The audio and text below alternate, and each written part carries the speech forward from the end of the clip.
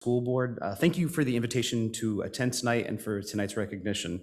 I'm honored and humbled to have been selected as the Award of Excellence recipient by the Central District this year. And I'm grateful for the opportunity to be here with you all this evening. I wanted to be certain to express my gratitude to Dr. Ramirez and the rest of my school administration, as well as my fellow staff members at Cedar Ridge for being supportive of our program and students. Special thank you to Ms. Shannon Braxton for all she does for the arts and CTE teachers of our district. Ms. Braxton and I were probably on the phone every single day towards the end of this previous summer as we were navigating the process of how we could play again as we came back into the school building. And Shannon has been a tireless advocate and partner on our behalf. I wanted to also extend my appreciation to the other band directors of Orange County Schools, Michael Capps at A.L. Stanback, Tanya Murphy at Orange Middle School, Brad Landis at Gravelly Hill, and Jacqueline Johnson at Orange High. This network of peers and educators is one that I lean on heavily, and I'm very proud to be a part of. I also wanted to thank my family for their constant support and their love that allows me to do the best I can for the program at Cedar Ridge. I've spent almost 2/3 of my career here at Cedar Ridge. When I started the job in 2014, my son Henry was barely 2.5 years old.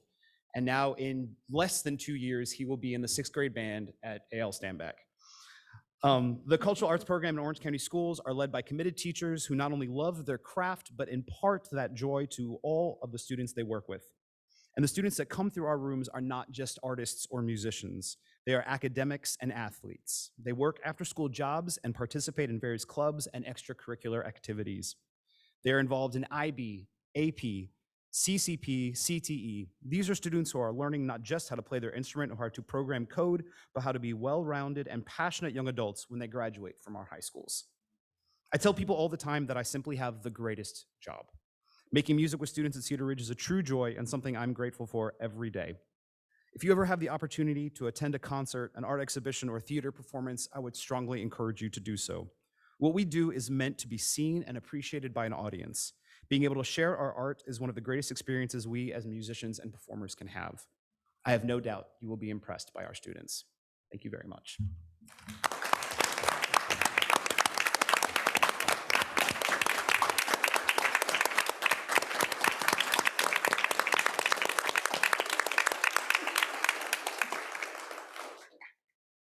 Okay, there's more to come. So we appreciate and celebrate our amazing teachers who work hard daily to improve outcomes for our students. There we go. Pictured here are the teachers in our district who were nominated by their peers at their schools as the Teacher of the Year for their school. One of these teachers was then selected as the district's Teacher of the Year. On Monday, May 2nd, one of the school-level Teachers of the Year received a surprise announcement in front of the entire student body that she was selected as the Teacher of the Year for the entire district. That Teacher of the Year is Shannon Floyd, 3rd grade and 16-year veteran teacher at Grady A. Brown Elementary School. The second runner-up is Melinda Barnhart, English teacher at Cedar Ridge High School, and the third runner-up, Megan Patrizzi, 2nd grade teacher at Eflin Chiefs Global Elementary School. Ms. Floyd will compete for the regional title this fall, which involved an arduous application and interview process. If she is chosen at the regional level, she will have the opportunity to be a contender for the state honor. We are so proud of Shannon Floyd. She represents all of the amazing teachers in Orange County Schools as our 2022-2023 Teacher of the Year. And we are equally proud of Ms. Barnhart and Ms. Patrizzi as runner-ups. They, along with all of the Orange County Schools Teachers of the Years, represent the best of the best in our district. I understand all three are joining us tonight, so I invite them to stand and come forward as we shower them with a round of applause.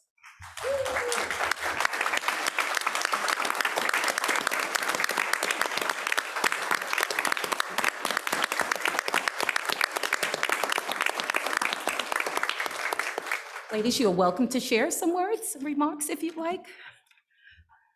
I'll take this opportunity. So I just want to express how excited and honored I am to represent the county as the Orange County Schools Teacher of the Year. Not only do I have the opportunity to represent the #1 school in America, but I also have the opportunity to represent this district as a whole. So I'm excited to work alongside each of you as we work to make a positive difference in the lives of our students, our families, and our staff. Thank you. Thank you. I'll just say a quick thank you for making us feel so special the last couple of weeks. And a thank you to Cedar Ridge. And I'm really lucky because my mentor teacher from who I student taught with at Cedar Ridge is sitting in here. So it's been an incredible 15 years. Great. She said she'll pass. Okay. Well, congratulations to all of you again. All right, well, there are more recognitions. It wouldn't be Orange County Schools without a plethora of recognitions. And so next, we want to recognize one of our students. Talia on the Path of Shadows is a full-length play written by Cedar Ridge High School senior Quinn Gilbert, who's sitting right there in the front row in a yellow sweater. This powerful script was a winner of both the North Carolina Young Playwrights Festival and the Burning Cold Kids Write Festival this year. The play received a stage reading at the UNC Greensboro by college and graduate students who read and portrayed the characters and the scenes. Quinn's play, along with 2 others from the state competition, will be published and will be made available for high schools everywhere in the world to perform. Quinn will receive a royalty fee each time her playbook is purchased, so all the hard work literally paid off. Our young playwright was also recently featured in an article in our local News of Orange. We are so proud of Quinn, who is also the daughter of our 2021 Teacher of the Year, Michael Gilbert, who is sitting next to her.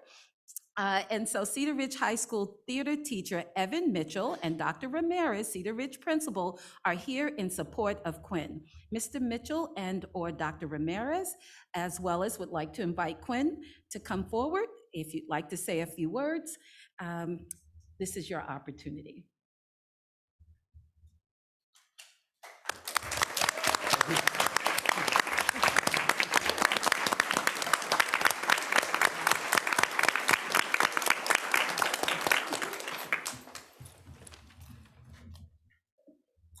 So my name is Evan Mitchell. I'm the Theater Arts Director at Cedar Ridge and outgoing Cedar Ridge Teacher of the Year. And what can I say about Quinn? She has been in my class for 7 out of her 8 semesters. So I missed 1, but made up for it by taking 2 of my classes this semester. During that time, she has been one of the most dedicated students in my program. She's been in every single one of our productions, in person, remote, hybrid. She's been 2 years now the co-president of our Theater Arts Club and is now here for this reason for being our award-winning resident playwright at Cedar Ridge for this production that she spent and did and wrote all of last year. I tasked her with writing this show at September 2020 at the beginning of a fully remote year.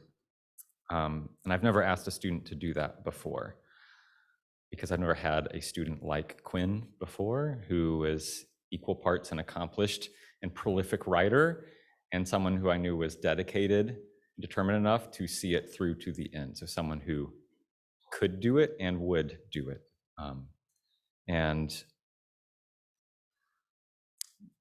Well, the process of writing it took a year and at times was a great challenge. I think at times perhaps she might have doubted herself, but I had never had a single doubt that we would be here eventually singing her praises and her accomplishments for this piece. So now lastly, I just wanted to, instead of just talk about her in this piece, provide an example of her work. So This is a piece of something that she wrote, not in this play, but from a previous show that we did during fall of 2020, during a moment, during the scariest moment of that entire year. We did a remote show and students were inspired to write a selection of different pieces inspired about how they were feeling about this moment in this world. And she wrote a piece that, when I read, blew me away because it encapsulated both how all of us felt, but did so in such a unique way. Talked about the world and what we were living through, but through the lens of a different species that experienced a similar earth-shattering event. So this is a snippet of that larger piece. The stars were falling. Sunspots burned into the eyes of a velociraptor and others, watching their universe fall. Could they understand the weight? Was their absence imminent? Were they afraid? Did they understand fear? Or were they immersed, staring at the sight before them, breathtaking, deafening, the most extravagant colors blooming in before their eyes? Did they know beauty?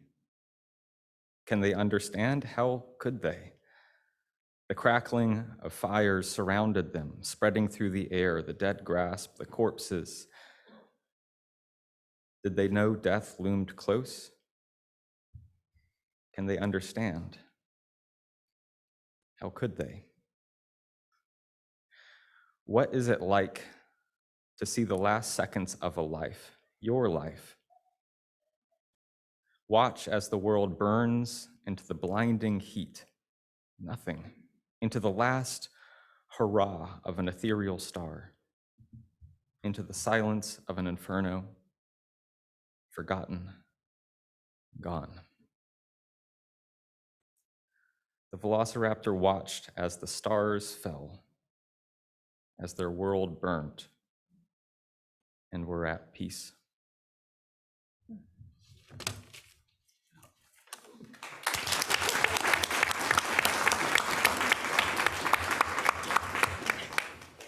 I would like to thank Mr. Mitchell for being wonderfully sweet and kind, and I wanted to thank all of you guys for this incredible opportunity. It's kind of insane because it's like, wow, all of this hard work got me here, and I think I would love to send out a massive thank you to all of my teachers and family and friends and staff who have helped support me all along the way and have, really inspired me to create and write like Mr. Mitchell and, of course, my parents. But,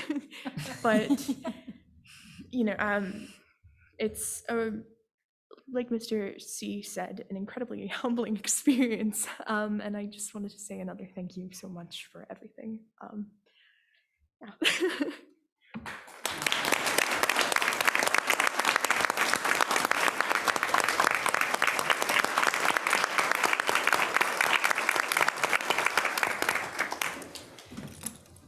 So I would be remiss if I didn't mention that there are 2 final virtual opportunities to see Quinn's play. The Burning Coal Theater Company will live stream its performance of Quinn's play on May 27th and 28th at 7 p.m. Tickets for the 7 p.m. live stream events are free and available by calling 919-834-4001. Again, 919-834-4001. Our district website also has a special Q&A feature on the homepage for those who are interested in learning more about Quinn and her play. Congratulations, Quinn. We are so proud of you.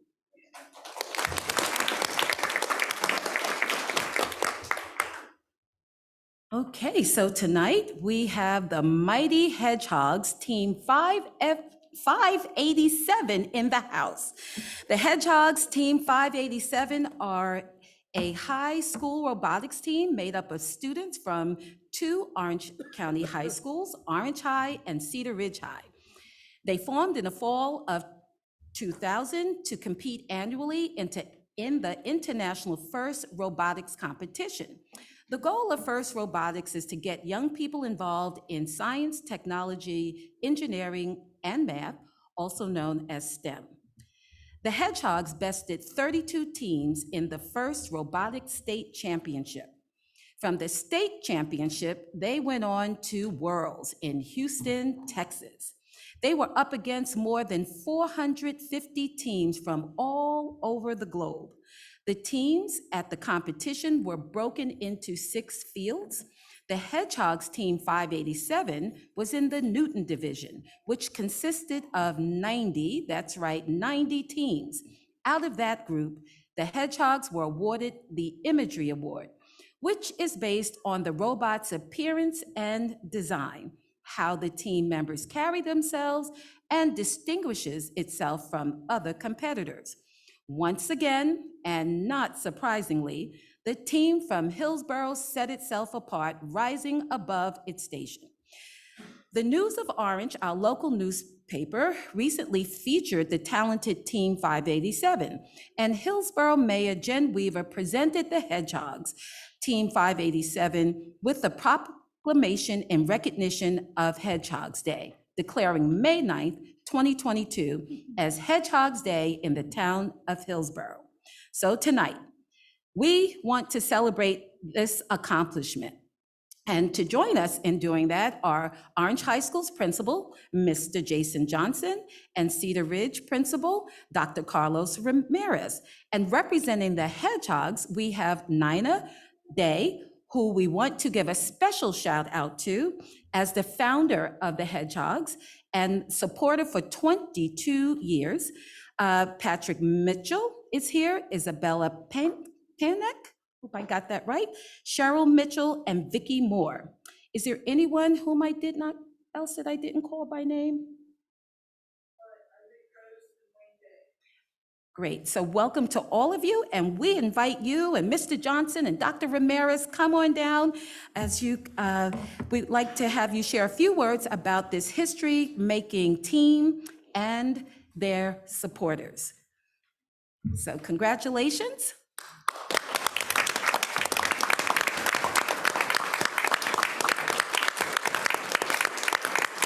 And we also understand you have a video you'd like to share with us.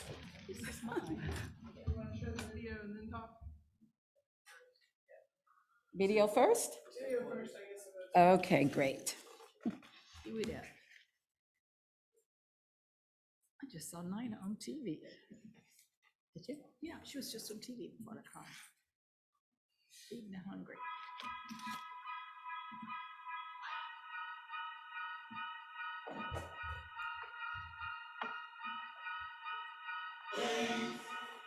Wow.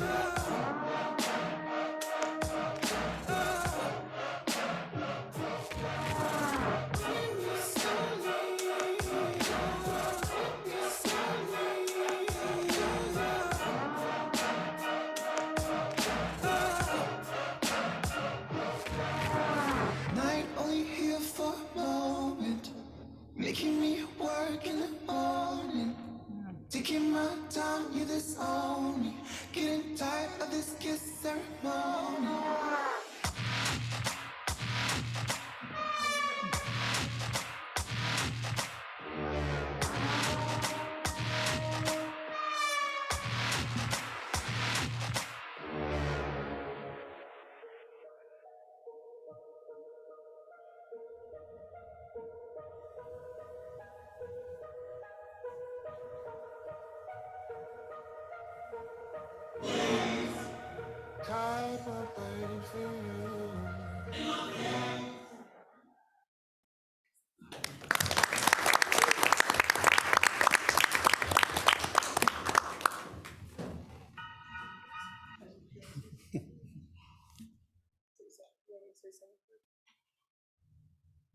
Okay, well, thank you very much. We appreciate you guys recognizing the team, and I do need to make sure that you know we have probably 40-some students on the team, and we look forward to you guys coming to our open houses to actually see the rooms and where people work on this.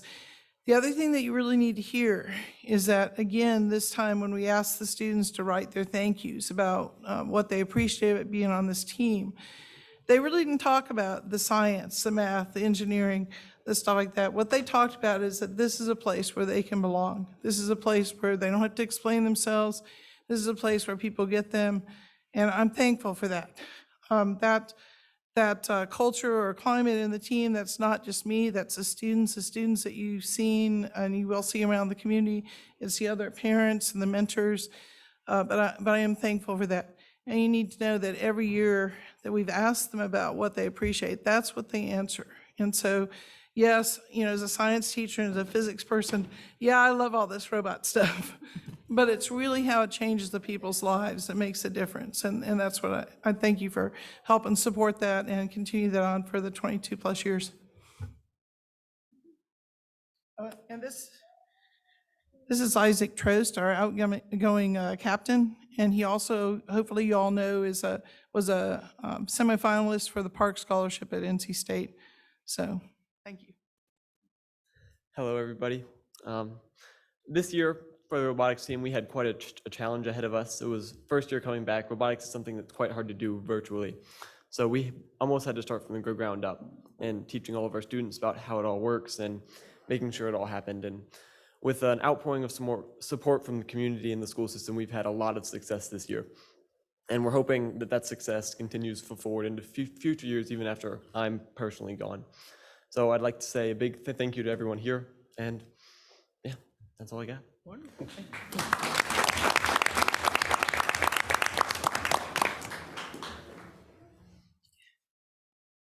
Believe it or not, Ms. Day, she took all my words.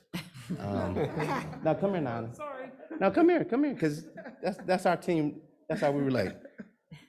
Some years ago, when Nana told me she was retiring, I freaked out because I didn't want to lose robotics. But the one thing that I realized this year, while the kids do love the robots and they love to travel, you know, they love everything, it's the culture. And it's a culture that you built, that you started 22 years ago. So thank you. Thank you. And thank you for showing up every day. I was joking with her in the parking lot. I was saying, now, you know, when the alarm goes off at 2 or 3 o'clock in the morning and the alarm company calls me, it's probably Nana working on the robot. But thank you for everything you've done. And thank you to our parents and all the support. We truly appreciate it. Thanks, I appreciate No, that. thank you. Thank you.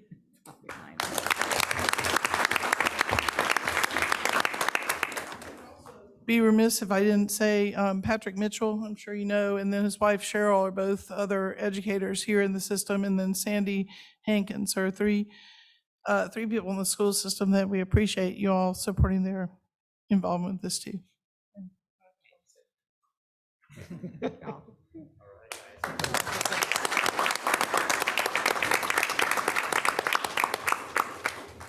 Well, that concludes recognitions for this evening. Thank you, Dr. Felder. Those are some really great recognitions and just exciting to see all that kids are leading and doing and all the parents and staff who are supporting them. Okay, it's time for agenda adoption. Do I have a motion to adopt tonight's agenda? So moved. Second? A motion from Ms. Smiley and a second from Vice Chair Stevens. All in favor? Aye. Any opposed? Okay. Now is the time for public comment. After each speaker has been recognized, They will have 3 minutes to speak. The board will not have a discussion with any speaker. No profane or vulgar language will be permitted, nor personal abuse against any person. Any speaker that uses threatening language will not be permitted to continue. Public comment should not address any specific confidential student or personnel matter. Complaints concerning any specific employee or students are not permissible during public comments. Speakers must conclude their remarks at the end of their 3 minutes. And I believe we have 2 speakers this evening, and the first one is Colin Fulcher. Welcome, Colin.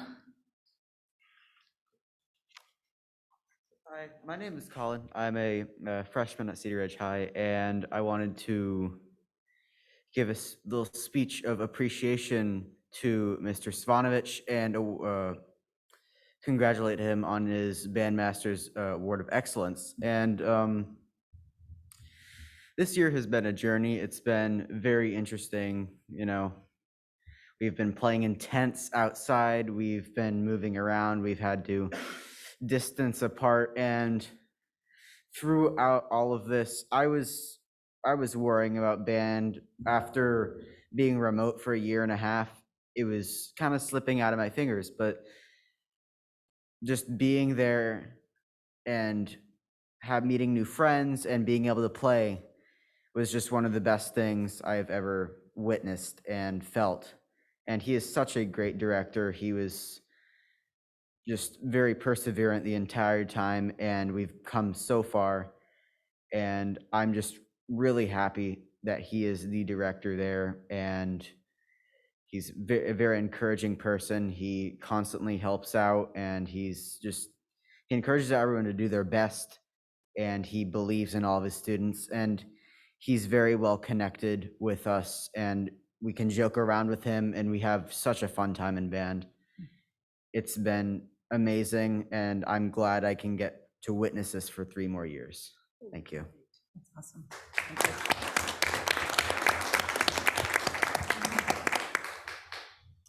you. Next, we have Miss Nan Fulcher.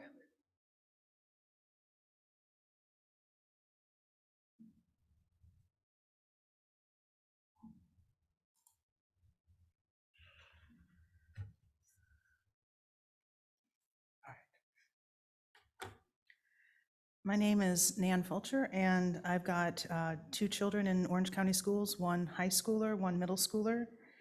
And I came tonight to talk about end of grade EOG, standardized testing, which should prompt all of us to consider the cost of testing in terms of reduced instructional time and increased stress and negative attitudes towards school. Administrators and teachers expend an extraordinary amount of effort all year long toward maximizing test performance. There are reviews, practice tests in class and for homework, strategy sessions to learn how to take multiple choice exams, reward systems to guarantee compliance. Students are even asked to make motivational signs that say, "Do your best on the EOGs and you got this." Little of this is helping kids learn. It's about serving other interests, as the scores are used in statewide school rankings and rating teacher performance. Technically, children don't need to prepare ahead for this type of assessment. These are not medical boards or the bar exam. All the practice is for artificially raising scores for the benefit of the grown-ups. This pressure erodes student morale and self-esteem. And there are some middle school voices who wish to remain anonymous that I report. The tests are boring because you're not learning anything new. Even if kids are motivated at first, after weeks of the same test, they just want to get it over with. They rush through it or even stop trying.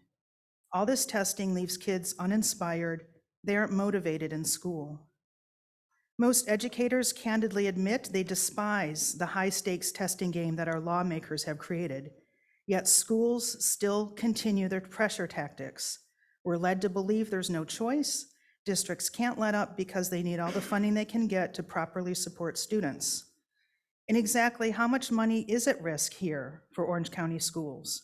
What amount justifies exploiting children in this way? I maintain that we reached the tipping point long ago where the cost of harming students far outweighs what the state may give out for better scores. Standardized testing pressure is proven to be counterproductive. Decades of this has failed to boost student achievement. At some point, someone in this district chose to put this burden on our children, and now it's time to take it back. You can reduce testing pressure by allowing children to test without drilling and review. You can promote skill mastery by trading practice tests with actual hands-on support from teachers. You can improve emotional well-being by putting an end to cajoling, coercion, and shaming. Orange County schools can and must create a better climate for learning. Thank you, Ms. Fulcher. I believe that's the end of our public comment. Let's see.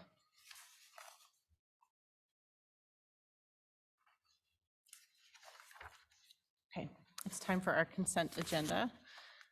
We have 8 items tonight: minutes, personnel report, approval of the CTE local plan, the Durham Tech Articulation Amendment, fund balance appropriation for after-school camps from our local middle school after-school funds, updated fund balance requests for stipends for teachers for LETRS training, gifts and bequests, and Forthright advising contract.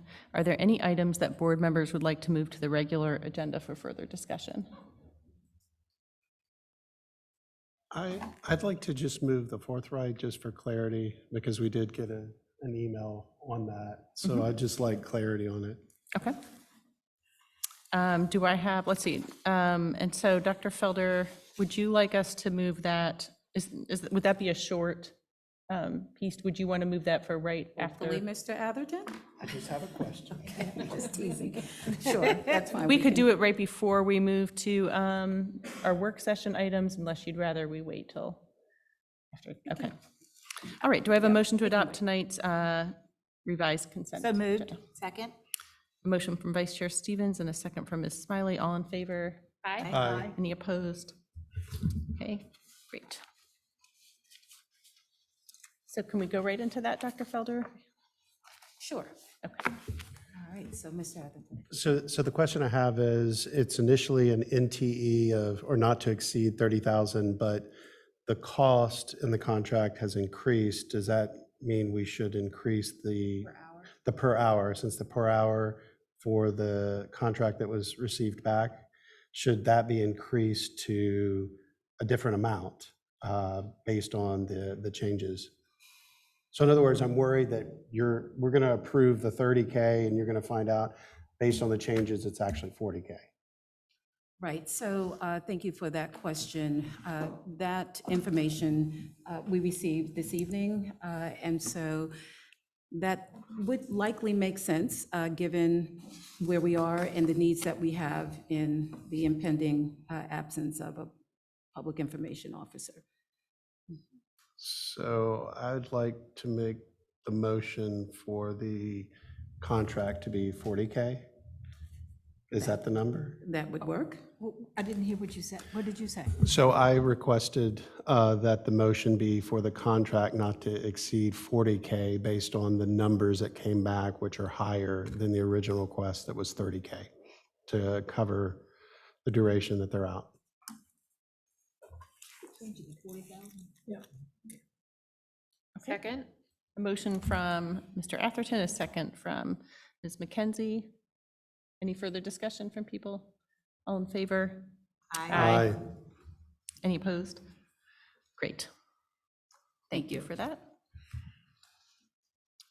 Okay, Dr. Felder, and I believe we're doing several work session items now.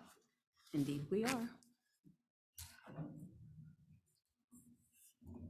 Okay, so as the team begins to convene, I just want to take a few minutes to say how excited we are. We are so excited to share the 2021-2022 end-of-year outcomes of the district's partnership with Equal Opportunity Schools. Just as a reminder, Equal Opportunity Schools' mission is to ensure that underrepresented students, that would be our students of color, our low-income students who qualify for but are missing from advanced placement classes, such that would be AP classes, and our international baccalaureate classes, our IB classes.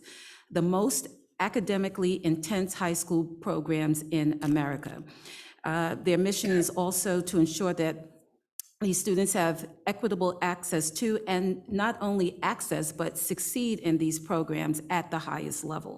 So since the fall of this school year, Orange County Schools and EOS have been working together to successfully enroll students in the programs and support their academic success. So tonight we have staff and I believe students and our EOS representative joining us tonight. So I'm going to turn things over to Dr. Kathleen Dawson, Deputy Superintendent, who will kick off this part of our evening. Excellent. Thank you, Dr. Felder. Good evening, Chair Doyle, Vice Chair Stevens, Superintendent Dr. Felder, board members, and the community.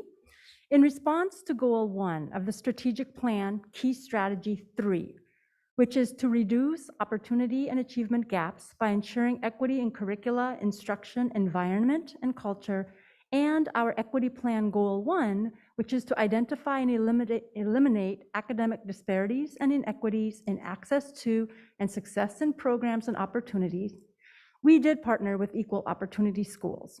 And previously, we provided a high-level overview of what our two high schools were doing as a part of this partnership. But tonight, we're very fortunate to have Orange High School join us to present more specific details of their steps they took and the outcomes of their work. Cedar Ridge High School will present at a future meeting, but tonight we wanted to highlight the work of Orange High School. And the results that Orange High School is going to share are a reflection of what can happen with the committed leadership, staff, and student ownership of the equity work. And before we begin, we do want to recognize and show our appreciation for all her support and guidance this year as our partnership director, Miss Stephanie Scherer from EOS, Equal Opportunity Schools. I know Miss Scherer is here. Thank you, Miss Scherer. Provided the guidance, was here at our schools, meeting with our teams, conducting classroom observations with the school leadership. So we really appreciate the true partnership that EOS has offered. But at the core of this year's successes are our equity warriors that paved the way to take all the necessary steps to remove barriers and provide access to advanced courses for all our students. And thank you to our staff and student equity teams at Orange High School. And a very special thank you to Principal Johnson and Assistant Principal Williamson. Their leadership in this endeavor is to be commended. So to share their work and results, I present to you Mr. Jason Johnson and Ms. Tanisha Williamson.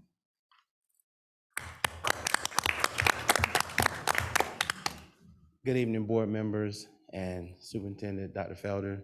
And thank you for inviting us here tonight to share the work that we're doing with Equal Opportunity Schools. I would first like to start off by saying Ms. Scherer is awesome. She has walked with us step by step. She's visited our schools, just like Dr. Dawson said earlier, she did walkthroughs. But the thing that's really impressive, you know how sometimes it's hard to reach people on the telephone when they work for a company? She's always picking up our phone calls, she's responding to text. She was even responding to text yesterday for Ms. Williamson. Also, I want to say a huge thank you to Ms. Williamson, because I remind you, she came on board at Orange High School at the end of September. So she had to hustle up and build relationships with students, as well as faculty members to do this heavy lift. And it was a tremendous lift. But Tanisha, well, Ms. Williamson, sorry. Ms. Williamson is tenacious, and she really went after it. You saw, I guess some of you guys got a chance to see the map presentation of the day. That's all Ms. Williamson. That's all her.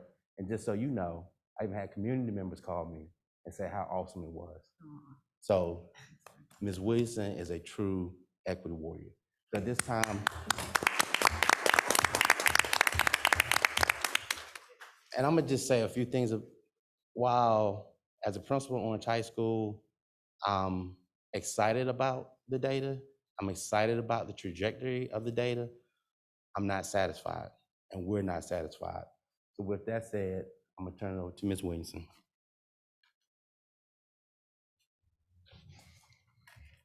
Good evening, Dr. Felder, board members, community members. It is my pleasure to share the collaboration between Equal Opportunity Schools and Orange High School. Equal Opportunity Schools and Orange High School started collaborating by giving all students access to completing a survey which provided information about student perception around programs such as AP courses. It helped identify access barriers and increase the likelihood of expanding our AP program.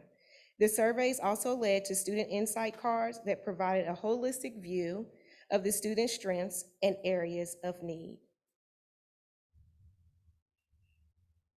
Orange High School progress towards equity in AP will show projections from various demographics by race. I am excited to highlight that Orange High School AP course requests for 11th and 12th grade increased among our Black and African American subgroup by 7 students. The Latinx subgroup increased by 2 students, and the multiracial and additional races subgroup increased by 12 students. Orange High School had over 1,000 students complete the Equal Opportunity Schools Fall Survey 2021. For our historically underrepresented students, 400 students were surveyed across all grade levels. 200 10th and 11th grade students are on the outreach list. Of those 200 students, 10th and 11th grade students, 75 students registered for at least one AP course. Orange High School outreach list consists of our underrepresented students that have no previous AP coursework. Continuing to look at the impact of numbers, Orange High School also focused on 56 historically underrepresented rising 11th and 12th grade students of color, and 21 of those students are expected to participate in AP courses. We recognize that 32 of our students did not sign up for AP courses and would like to share that 5 of those targeted students signed up for a CCP program, 25 of those targeted students signed up for honors classes, and 6 of those students did not sign up for honors or CCP, but we will continue to work with our students in progression of higher level courses, including CCP, AP, and honors courses. Equal Opportunity Schools and Orange High School continuously worked on an outreach plan to support our students. Orange High School Equity Team met monthly to discuss an outreach plan of action.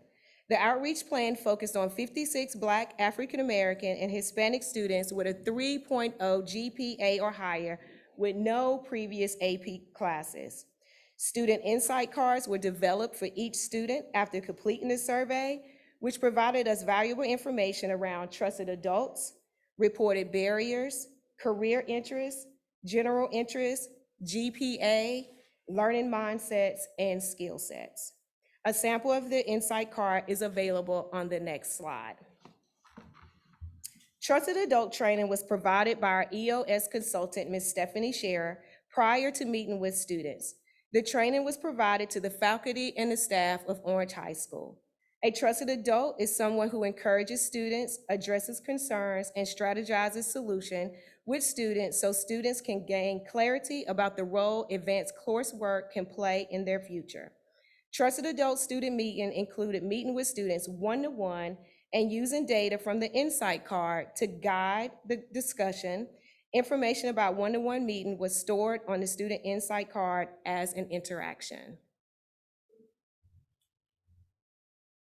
Orange High School outreach plan included an equal opportunity school launch. The AP lunch presentation included information about the students' why, understanding the GPA numbers, and how taking AP classes prepares students for college. During the presentation, each student received information about AP course offering and descriptions, skills learned, and prerequisites. We had an excellent student panel of current students of color sharing personal experiences, barriers, and successes in AP classes. On May 17, 2022, we had an EOS Student of Excellence and Minority Achievers ceremony. Students were invited to attend the program to be acknowledged for registering for AP classes. All family members that attended received a one-pager about AP classes. Students were really excited to receive the t-shirts with our motto of "My Success is Inevitable." Our MAP students received a t-shirt with the motto "Our Leaders Matter," putting minority achievers on the map. Orange High School combined the MAP and the EOS ceremony to support our students in greater numbers and give students an insight of the level of support that they will receive in their career at Orange High School. Our next steps for 2022-23, Orange High School will continue with our targeted students throughout the school year, which will include meeting with students about summer assignments, summer cafe, a summer check-in on the work completion, and we will also meet with students in the beginning of the fall semester and throughout the year, continuously identifying students for AP courses and the coursework with Equal Opportunity Schools to continue our collaboration in efforts of progressing our students toward higher level courses. We will also continue to work with our families to increase their awareness around AP, CCP, and honors course classes. Thank you so much for your time this evening, and we're excited about our relationship with EOS and building our culture around AP, CCP, and honors courses. Thank you, Dr. Felder and the board for allowing the work with Equal Opportunity Schools, and we look forward to year 2 plans. We can now take your questions and comments. Thank you. Thank you so much. It was, a number of us were able to be there last week, and it was really an exciting presentation. The students did an excellent job leading. It was really exciting. Board members with comments or questions? I will say something. I want to apologize for having not attended the event. I always attend, but it was on voting, and voting is very important. But I certainly look forward to coming to the next one. Thank you for all that you do. Oh, wait a minute, and you do have a new name, thanks to Mr. Johnson. That's right. Yeah, that's right. TT is Tanisha. I was thinking that too. TT, okay. Sarah? I mean, I think this is just really fantastic progress. So I know it's a major effort. So it's really exciting. Two questions. One is, so this shows the results in this year's enrollment. And so when will we know about next year? And then I think it's a 2-year partnership with EO schools. So it seems like a lot of these strategies are things you all can, it's just in the toolbox now, and you can sort of continue that. I just wanted to check that that understanding is correct. So Ms. Smiley, the numbers that we saw as far as registration, it's for fall registration. For this coming fall? Yes. Okay, great, Yeah. great. All right. And then each year of our partnership, we kind of get weaned off, right? So we start with partnership, and then they kind of guide us through holding our hands. And then each year, we kind of take it on so that after our partnership ends, we're able to continue the work. So I want to say we start year 2, and I think we have a year 3, right? Yeah, year 3. Okay. And the goal with those numbers, because if they are registration numbers, you want to see those numbers remain the same or That's go right. higher, right? Because it's one thing to register, but they need to be able to complete the course. And I'm hoping that some of our students, that we can even convince some of them to take CCP classes, because oftentimes when they're closer to August, they'll make that decision. Closer to December, they'll make the decision to take CCP. Awesome.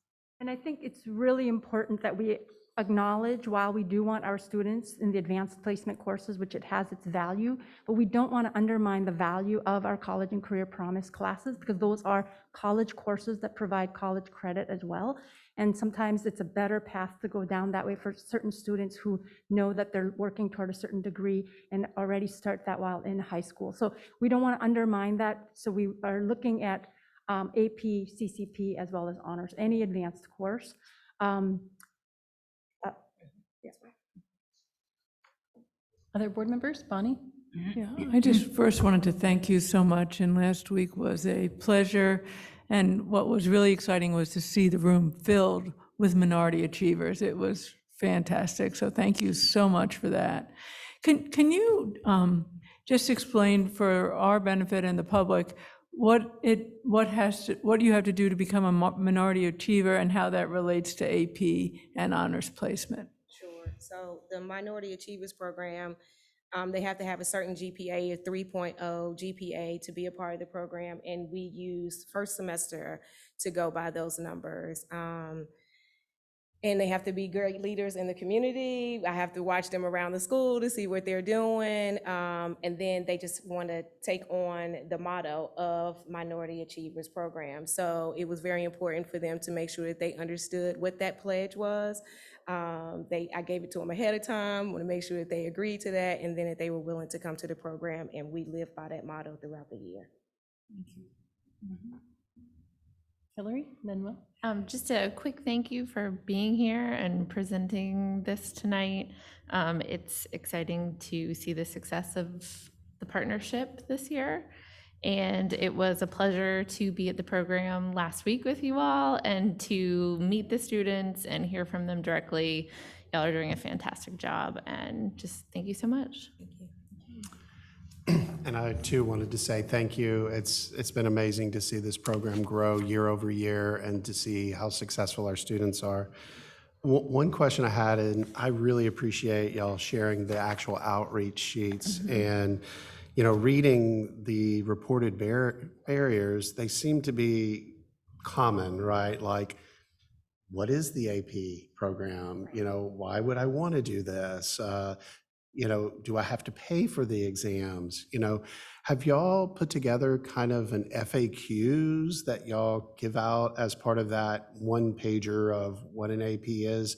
Because I imagine these are not, you know, unique from student to student. I think there's probably a lot of common questions about, you know, some fears and just unknown. Have y'all done that? Are there facts around there that are common? Yes, so during our AP launch with all of our students, we did put together a guide with the AP courses, the prereqs for them, so they'll know. And then we also made sure that that information went home to their families so they can be aware of what it means to be in an AP course, what the coursework is like. And then we had our ceremony. We also offered that same information back out, because what we know is that the students know about our AP classes. They know what the barriers are, but they don't know what the successes are. So we want to make sure that they understood and heard from their peers about that. And then we will also put that information back out during the summer so that our families can become aware. So it's like a second language or first language to them as well. So we did hear from our students saying, I don't really know about this. What are we going to do?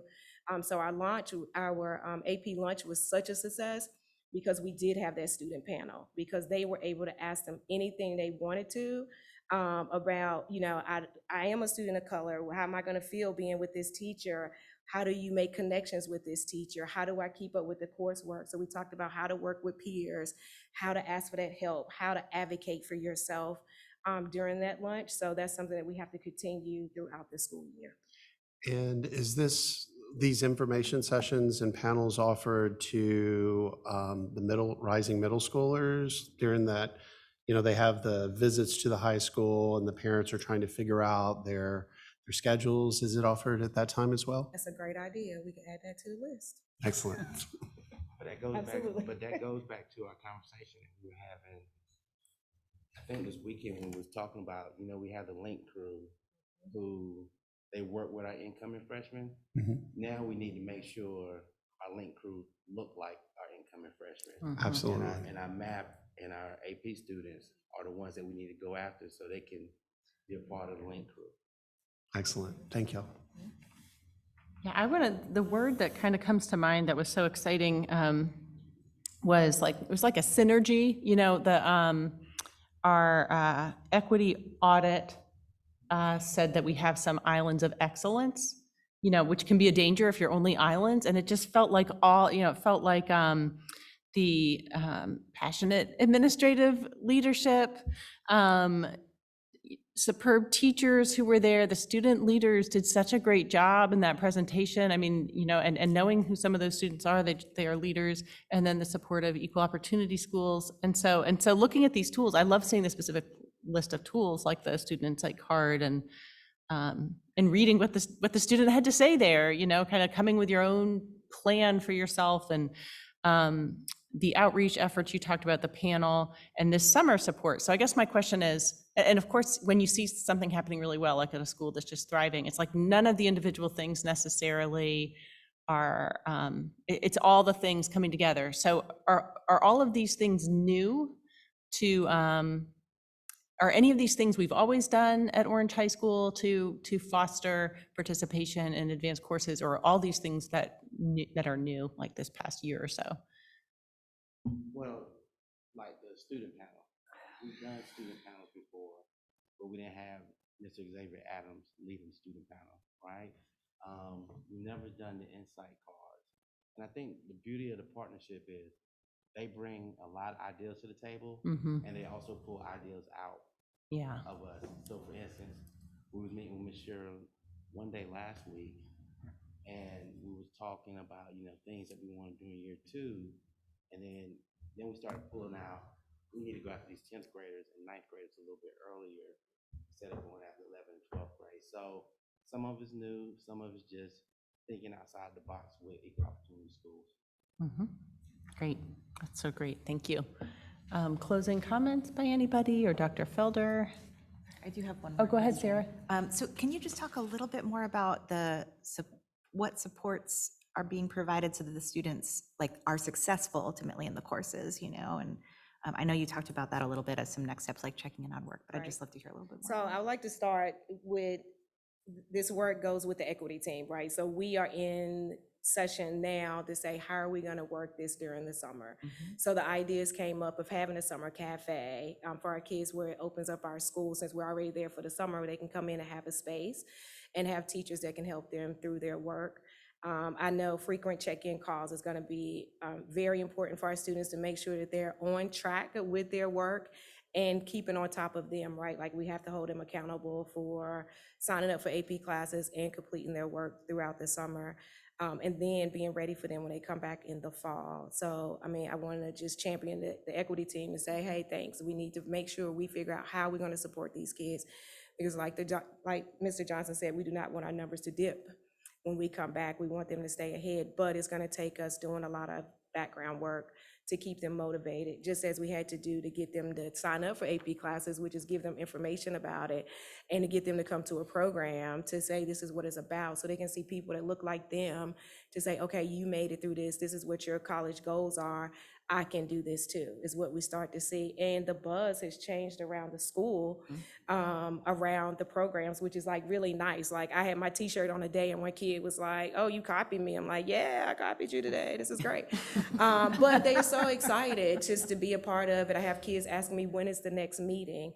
Something that we talked about was making sure that we kind of make this like a club next year, where we're checking in with our AP students and, bringing them in and letting them have those frustrations and share their successes, and building leaders, like we talked about, building leaders within this group as well, just to make sure that they can one day come up and present how things have went so well for them in their AP classes. And not only that, speak to our future AP students. So we're still a work in progress, but we have a lot of ideas that we want to put through.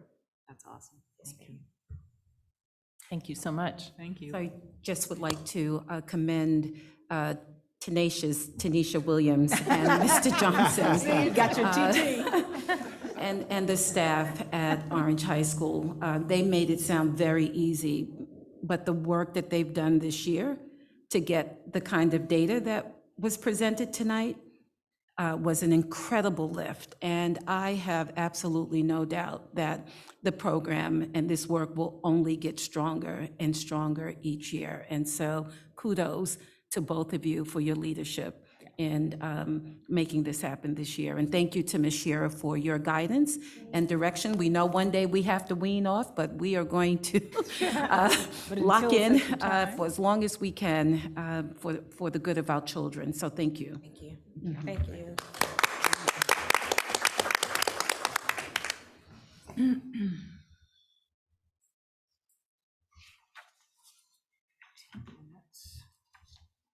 Okay, and now we have the school bell times topic, Dr. Felder. Yes, so joining us tonight to lead this discussion is Mr. Patrick Obley, Deputy Superintendent Operations.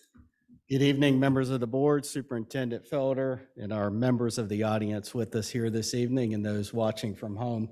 Wanted to discuss our bell times for 2022-2023. We did bring information to you at the end of last month. This is an update this evening. This is a non-voting item. Tonight, we wanted to let you know some of the feedback we received and changes we've made to the recommendations so far, and we're still in the process. We do have a survey that will be going out to all of our families and all of our staff members, and we'll get that feedback prior to bringing this item back to you next month for a vote. What you will see on the opening slides here, this is background information for the public and those that are watching. You heard the great things that are happening at Orange High School. I really hate following Mr. Johnson. He knows how I feel about the special programs in the schools, but he communicated so well about the work and what it means to the students. And what we've heard time and time again is our principals, just like Mr. Johnson, wanting to do the work to close gaps, meet the needs of students, and take our students to where they need to be. And it's important that in that process, we're doing everything we can in support services, operations, behind the scenes to make sure it's happening on a daily basis. And kids not arriving to school on time is not acceptable. We have to make sure they're in school on time. There's a domino effect. We know it. We don't need the research to tell us. When kids arrive late, things go downhill from there for the rest of the day.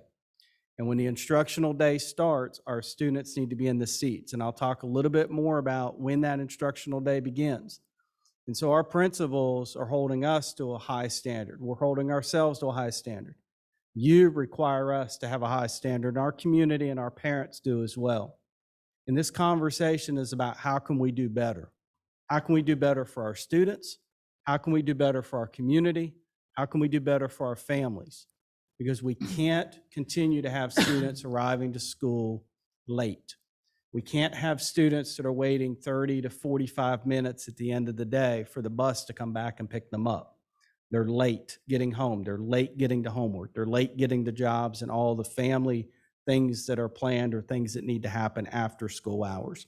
So it's important that we look at and reflect upon how can we make things better. So yes, we're at an interim process or a point tonight with some recommendations, but this conversation will not end tonight. It will not end on June 14th. We will continue to look, we will continue to review, we will continue to take feedback about how we can make changes to the operations to ensure we're meeting that goal.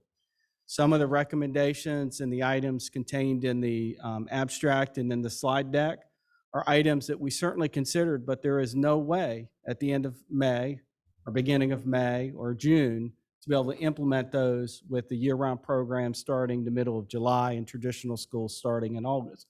But there may be some things that we need to consider for future years. There may be some items that we need to consider when we talk about our second topic this evening, school reassignment, and looking at school zones and how we set up student assignment to schools, that maybe bell times are going to be part of that conversation as well. So it's important that we still gather feedback from our stakeholders because it's an important conversation that will continue to be a focus. So here, again, we talk about that need. We also want to talk about the school calendar and the state law. Again, just to reiterate, schools are required to have 185 school days on the student calendar or 1,025 hours. Our school calendar approved for the next school year has 174 student days. Therefore, we must meet the 1,025 hour requirement.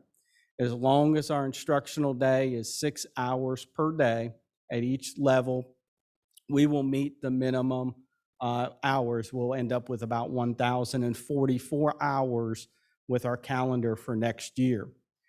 Meal times and any of the transitions throughout the day, those don't count. So, the time it takes for lunch, the few minutes here and there between class changes, bathroom breaks, that's not part of the instructional hours. So you will see bell times have to account for not only the instructional minutes, but the non-instructional minutes. And those items at the bottom is what we would refer to as non-instructional items.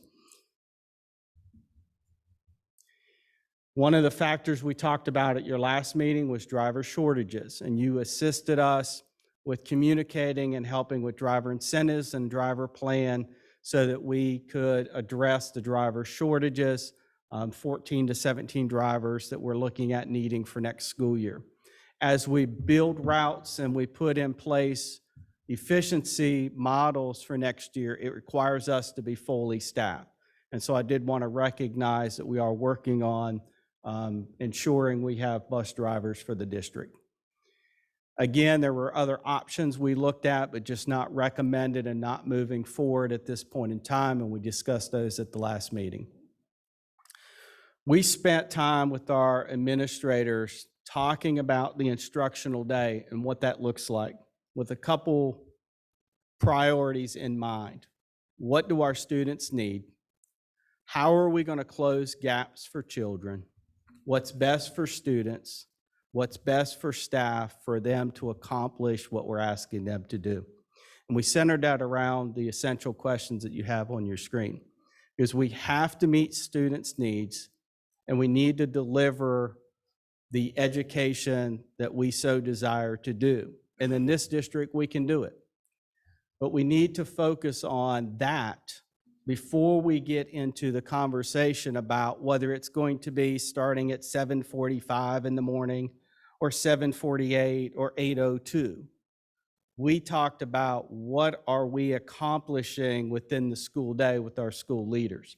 And our school leaders were very focused in those conversations, and it was a great exercise and feedback to really think about what we need. And once we captured that, then we start talking about where does the instructional day begin and where does the instructional day end to meet those goals. So our current bell time for 2021-2022 is listed 7:50 a.m. to 2:50 p.m. for elementary, 8:30 a.m. to 3:45 p.m. for middle school, 9 a.m. to 4:15 p.m. for high school. Based on the feedback so far in our updated recommendations as of May 13th, again, we're still gathering feedback, we would roll back elementary school 5 minutes to a starting time of 7:45 a.m., but an ending time at 2:30 p.m. And I want to talk a little bit about that. So that's a difference at the end of the day of 20 minutes. We back it up in the morning by 5 minutes, so it's a net 15 minutes. You will see a recurrent theme with elementary, middle, and high school in this option, this proposal of 15 minutes by each of these levels being reduced. But in fact, when we looked and we analyzed instructional time, we don't believe we're losing any instructional minutes, because we have refocused on what does the instructional bells mean. Instructional bells mean when the bell rings in the morning, instruction begins. And when the instructional bell, the bell ends at the end of the day, the instructional day ends. We teach from the beginning of the bell until the ending bell at the end of the day. We don't start packing up 20 minutes early. We don't start moving from point A to point B. And in some cases, what we were hearing was, well, even though the school day ended, let's say at 2:50, we were really packing up and getting ready because we thought we needed the buses to be leaving the campus at 2:50. And so when we end the instructional day at 2:30 and we stick to a accountable instructional day of 6 hours, we're really still ending about the same point we were ending previously at 2:30 p.m. And so there's 15 minutes there. The additional time that also allows for in all of these examples, it does allow for additional teacher prep time, after school meetings, other professional duties that teachers have that they're still going to be continuing on. Many of our schools, the instructional day ends. Teachers are required to have a minimum of a 7.5-hour instructional day. My wife was a teacher for 31 years. She went to school about an hour and a half before the day ever began. And there are many teachers like that in this district. At the end of the day, you drive by any of our schools, the parking lots still have plenty of staff cars in them. They're still there well beyond when that instructional day ends. And if they're like most of us who lived in the education world, you have what's called a teacher's book bag, and you learn to pack them. and you take stuff with you when you leave. And so even though they might not be in the building, we recognize they're still working. And so it does allow them that time to do that on the campus. The middle school, we rolled back 15 minutes and adjusted by 5 minutes, 8:25 a.m. to 3:25 p.m. Again, at the middle school, there's more classes, there's specials, and so the students have more non-instructional time built into the calendar, but they also have other time that they build in, and they wanted to be very protective about that time. Whether you call that enrichment, whether you call that a time to help students catch up, to do one-on-ones, there is academic time built in the school day for personalizing and meeting students' needs, and the middle schools wanted to make sure they protected that. And so this does allow us 5 additional minutes in order to route students and route buses. And then the high schools, you heard, and that's been a topic of conversation probably for a few years now, about ending at 4:15 p.m. It's probably been a conversation ever since it was approved to move the day from ending at 4 p.m. to 4:15 p.m. We're recommending that roll back to 4 o'clock p.m. and allow the students, especially those students that are athletes, those students that job shadow, those students that have other opportunities and activities after school, they can begin those a few minutes earlier and be able to help and assist with the scheduling. And again, we've noted in red that the instructional time is defined by the day starting with the instructional bell in the morning and ending with the instructional bell in the afternoon, and that's what we'll use to calculate our instructional time. Questions or comments? Thank you, Mr. Abele. Questions? Go ahead, Will. So thank you so much for the update. One of the items that we had asked about last time, and I want to make sure that it's considered when it's brought back, is incentives for the activity school buses. I know that many times people are very nervous that they may not get someone to drive those buses as well, and that's so important for any of our extracurricular activities. So definitely would like to see that as part of the proposal. Yes, sir. That it's a separate agenda item from the bell times, but we will have that with the package that we're bringing back of operation items for June 14th. Okay, and one other item I'll just mention that's associated with buses. I know that we had sent out an email about the 10 consecutive days. I just want to make sure we're thoughtful of athletics. So if a student, for example, is in an athletic program and they're going to be there after school, if there is a rain out or the school closes and says we're not going to do practice, now they don't have a ride. So I want to definitely make sure we think of that situation, because I do know there's lots of families that end up in that situation. I think we should accommodate in some manner, but I agree with the sentiment. They need to tell the transportation that they're in this program, so they're not stopping at these locations or looking for that. So I just wanted to mention that, as I have had many people reach out to me about this. Okay, so thank you. So let me clarify, because I certainly agree with you, and I know our staff would as well. Yeah. Students that are enrolled in school-based programs after school hours, whether that is a tutoring program or an after-school enrichment program or athletics, those are not ones that we would automatically exclude. We'll make sure we clarify that they are still eligible and would be able to, why that time period that they're involved in those events, because we would be rerouting them. What we're truly looking for are students who are not at school. They're not where they were originally destined to be, and we have no communication, and our buses just continue to make stops every day for students who aren't there. So in those situations, we would have no choice but to drop them from the routes. But certainly, thank you for that point, and we'll make sure we clarify that students that are involved in school-based activities and school-based programs, and whether that's the ones that were mentioned, we have students, you mentioned the Hedgehogs, they may be So students are involved in any extracurricular activity, we would not penalize them by removing them unfairly from school bus routes. That's fantastic to hear. Thank you for the clarity. Other questions? Sarah and then Bonnie. So just to make sure that I understand, so functionally, this difference, it gains you like 5 minutes between the middle school and the high school tier. And the end of the day,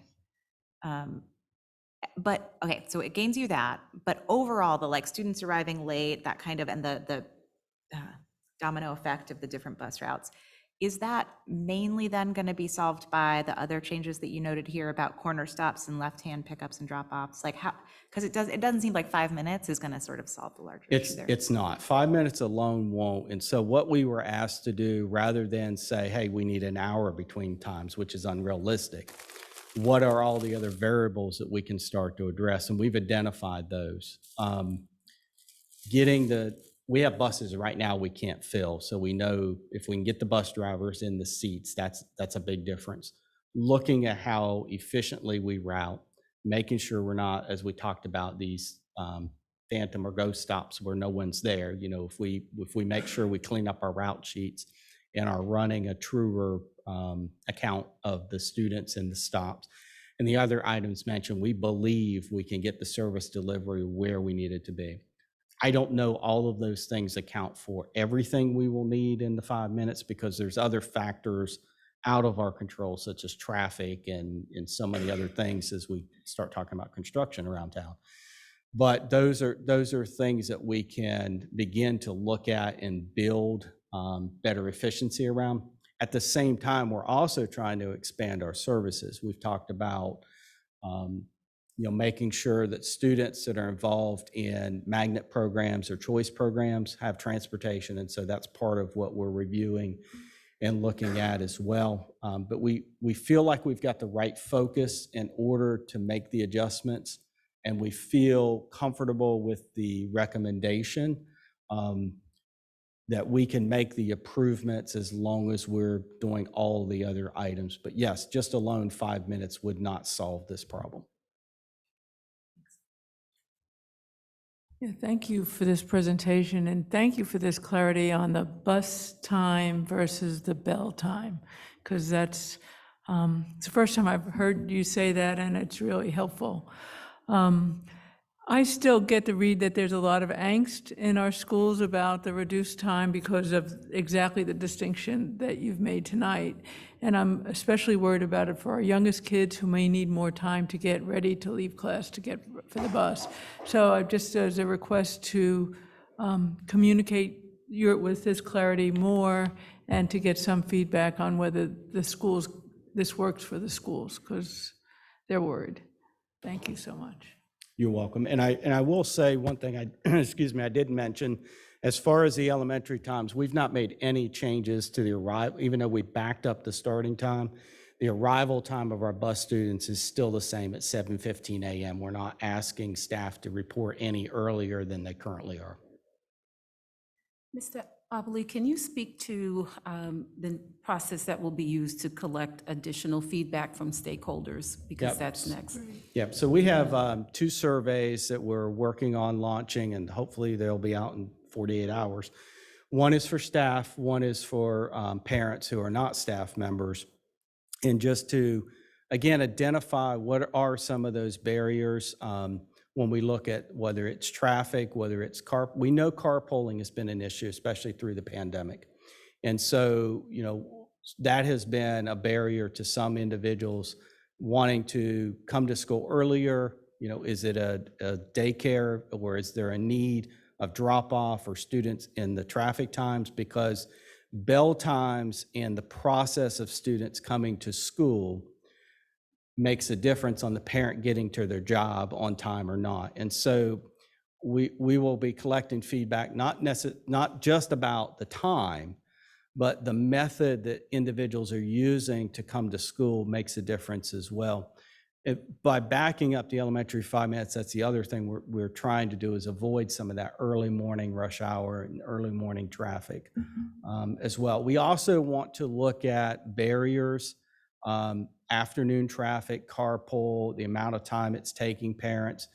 We're looking at, certainly we've talked about combining buses and having elementary and middle school students on the buses together, or middle school and high school students. Those are other options to explore, and we certainly would like to get feedback on that. So there's a few items surrounding bell times that we would like to get additional feedback. One of the ones, again, we weren't able to present for the upcoming academic year, but is the routes and the tiering, elementary going first, or middle school going first, or high school going first. We'd still like to solicit feedback, and certainly with our staff members, the impact. And being that we're in a small community, and that's one of the greatest things about us is, you can pretty much go anywhere in just a short amount of time in the district. Is we have families who have students at multiple schools. And so, the bell times and that coordination for those families who have multiple siblings in a school makes a difference as well. And so, again, the ending times, there's programs and after school care and other concerns that parents have around bell times, and then just leave it open-ended. Let folks tell us, what are some of the barriers, concerns, or issues, or things that would help us improve our efficiency. So it's not all prepared questions. It's, about having an opportunity for folks to hear and see that we have two options right now. I mean, we could keep our bell times where they currently are. We can look at modifying those bell times as we've outlined, and here are, the other areas that we're working on and getting folks' feedback. Thank you. You're welcome. Thank you, Mr. Abele. Is that all for everybody? All right, thank you so much. All right, Dr. Felder. Well, here they are, the dynamic duo. Ms. Connie Crimmins, Executive Director for EC and Pre-K, and Mary Ellen Galnick, Assistant Director for EC and Pre-K. And kicking us off tonight will be Dr. Dawson, Deputy Superintendent. Welcome, everybody. Good evening again. We strive to be data-driven and research-based in our decision-making in the best interest of our children and staff, as stated in our strategic plan.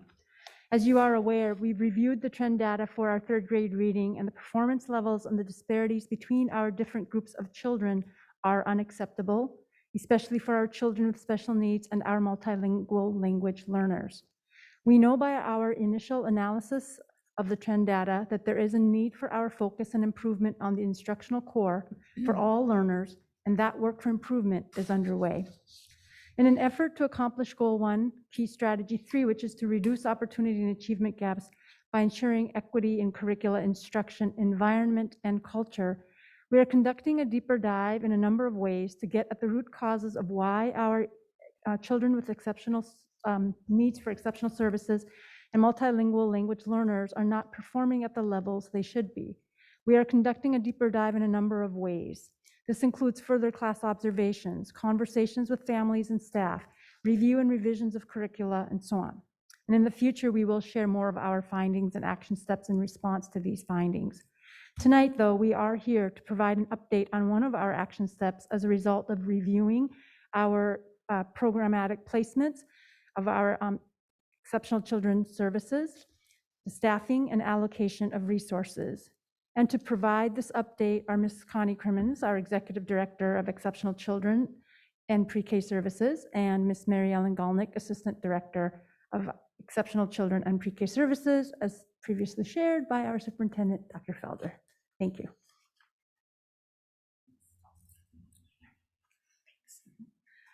Good evening, board members, Dr. Felder, staff, and members of the community, both in person and online.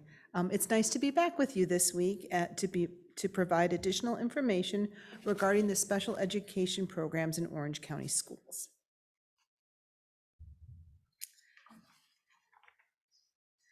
Each spring, the district Exceptional Children's Central Services team examines the needs presented by the separate setting classrooms.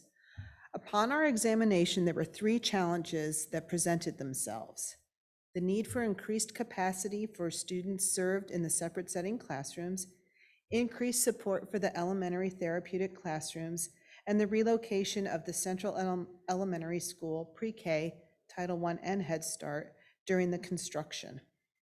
At the last Board of Education meeting, we shared with you the continued focus and support of the students, staff, and families of students learning through the extended content standards and the requirements of the pre-K classrooms. These next two slides outline that information again.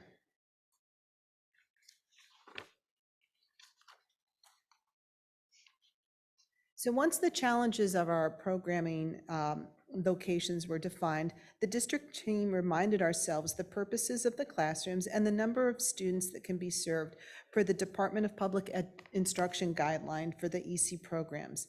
As a refresher, there are 3 different types of EC and pre-K settings within our elementary buildings. So the first one is our separate setting classrooms for students who are instructed by on the extended content standards. They often they do have medical, physical, and intellectual needs, and there's a ratio of 8 students, 1 teacher, and 2 teacher assistants. The other classroom within the elementary settings is our therapeutic separate settings, and these are students who are educated through the general education standards, but their significant behavioral needs prevent them from remaining within the general education classrooms. And again, the ratio for these classrooms is 8 students, 1 teacher, and 2 teacher assistants.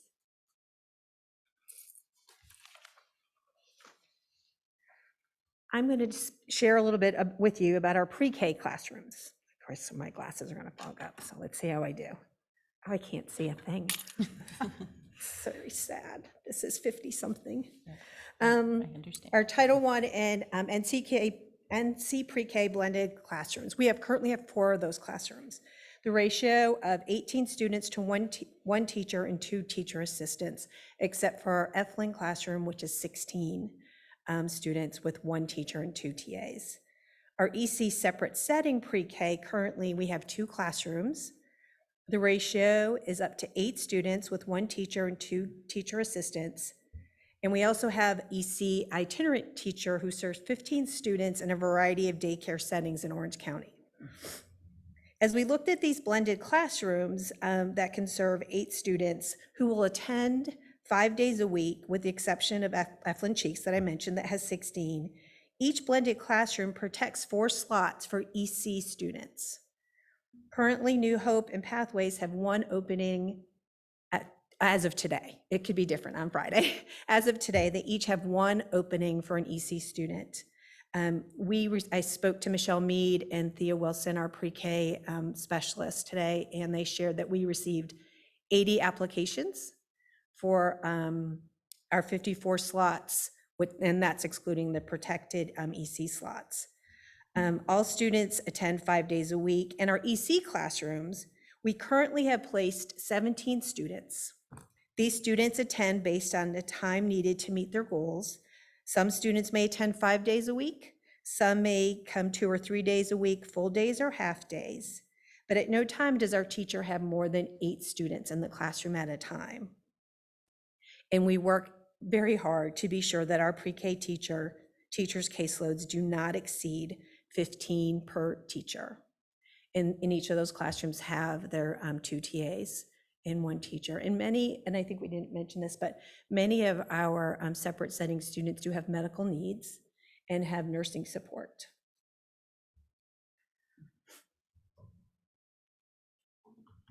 So how are the decisions made?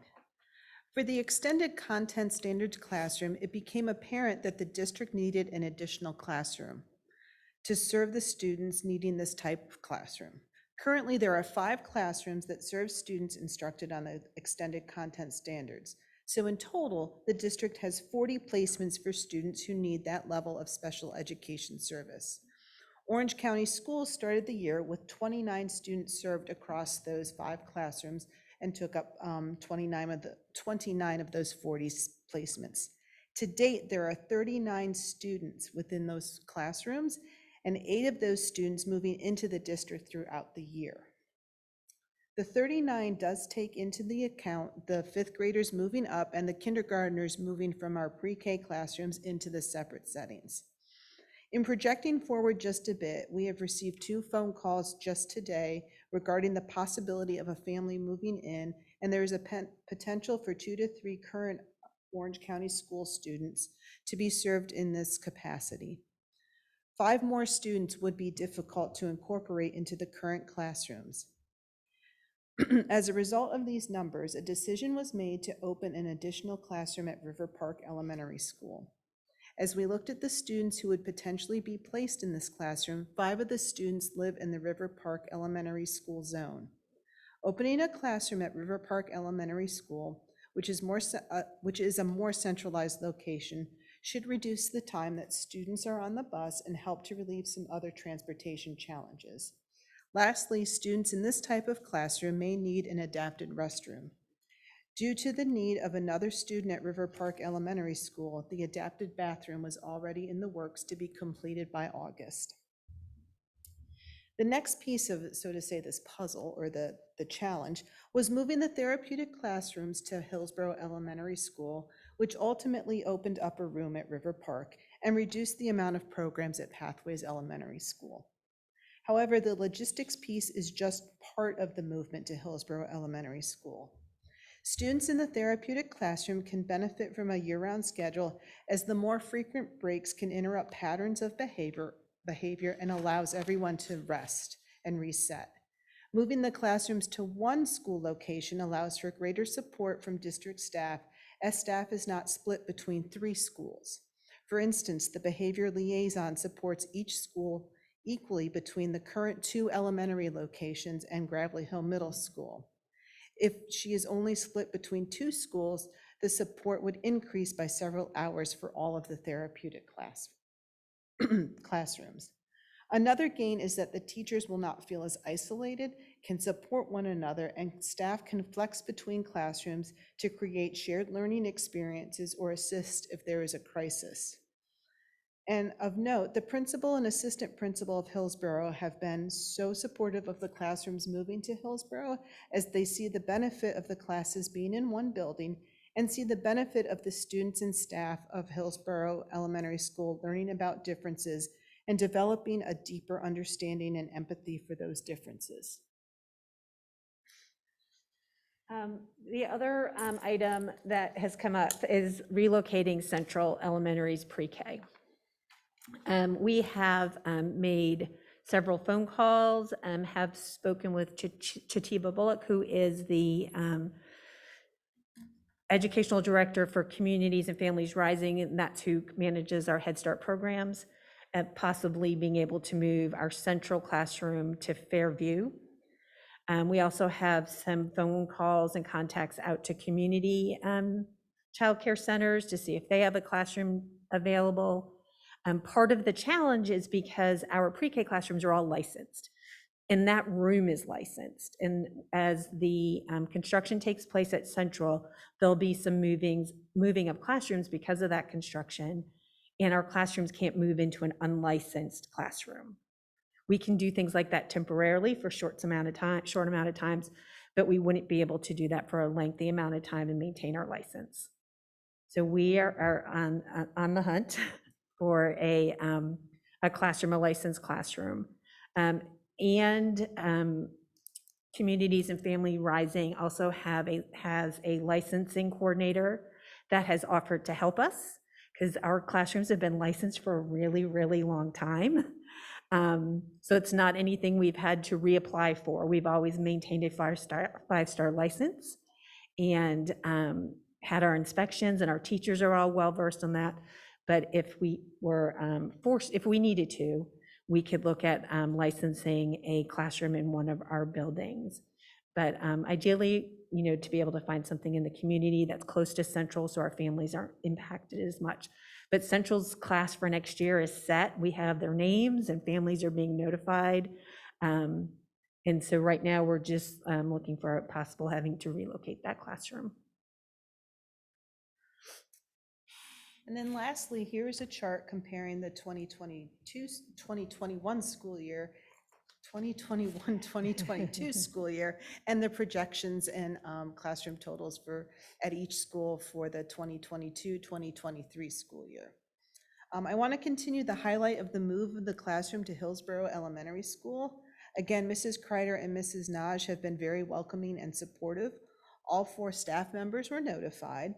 Their biggest concern was the change to the year-round schedule with such short notice. In collaboration with Dr. Felder, Mr. Oboli, and the superintendent's cabinet, the classrooms can remain on the traditional calendar for this coming school year. During the Hillsborough intersession, additional activities will be provided so that students do not miss out on specials or other auxiliary services. Parents were supportive and thanked us for the personal phone calls. Their questions were around the schedule, and they were appreciative of the continuing on the traditional school year schedule as we move to the year-round schedule. And they wanted to make sure that Hillsborough is open to the inclusion of their students in general education as much as possible.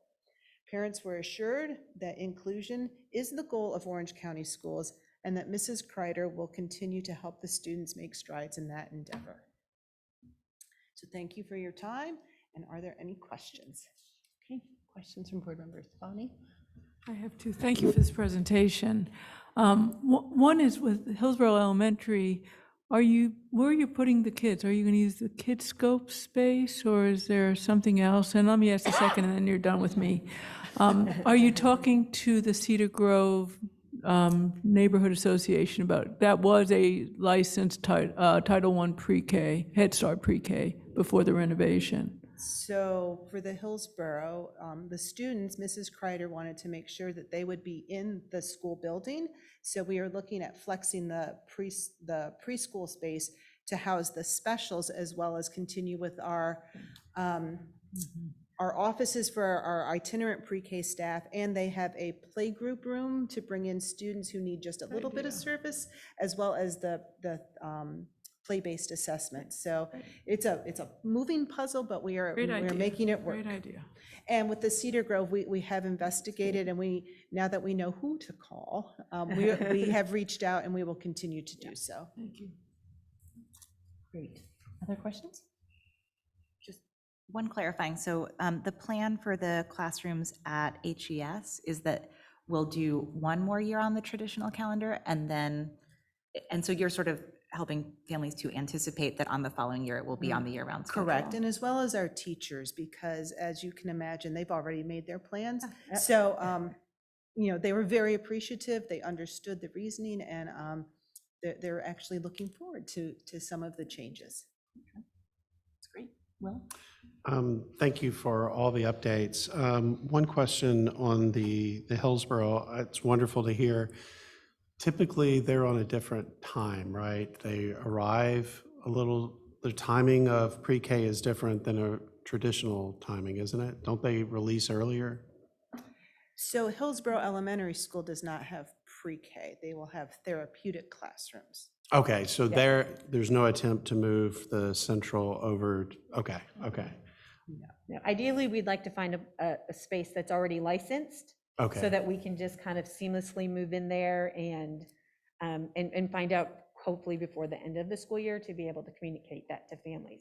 I would say that this is probably our first year that our families have found out that their child has a spot in one of our pre-K classrooms before the end of the school year.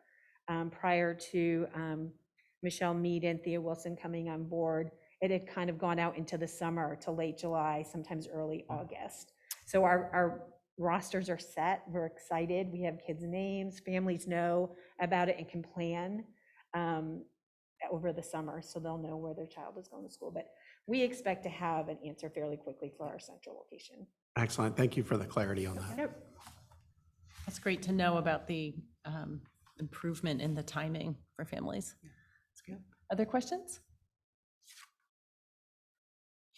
All right. Dr. Felder? Well, thank you so much for your time. Thank you so much. I too want to thank Ms. Crimmins and Ms. Golnick for their work in setting all this up.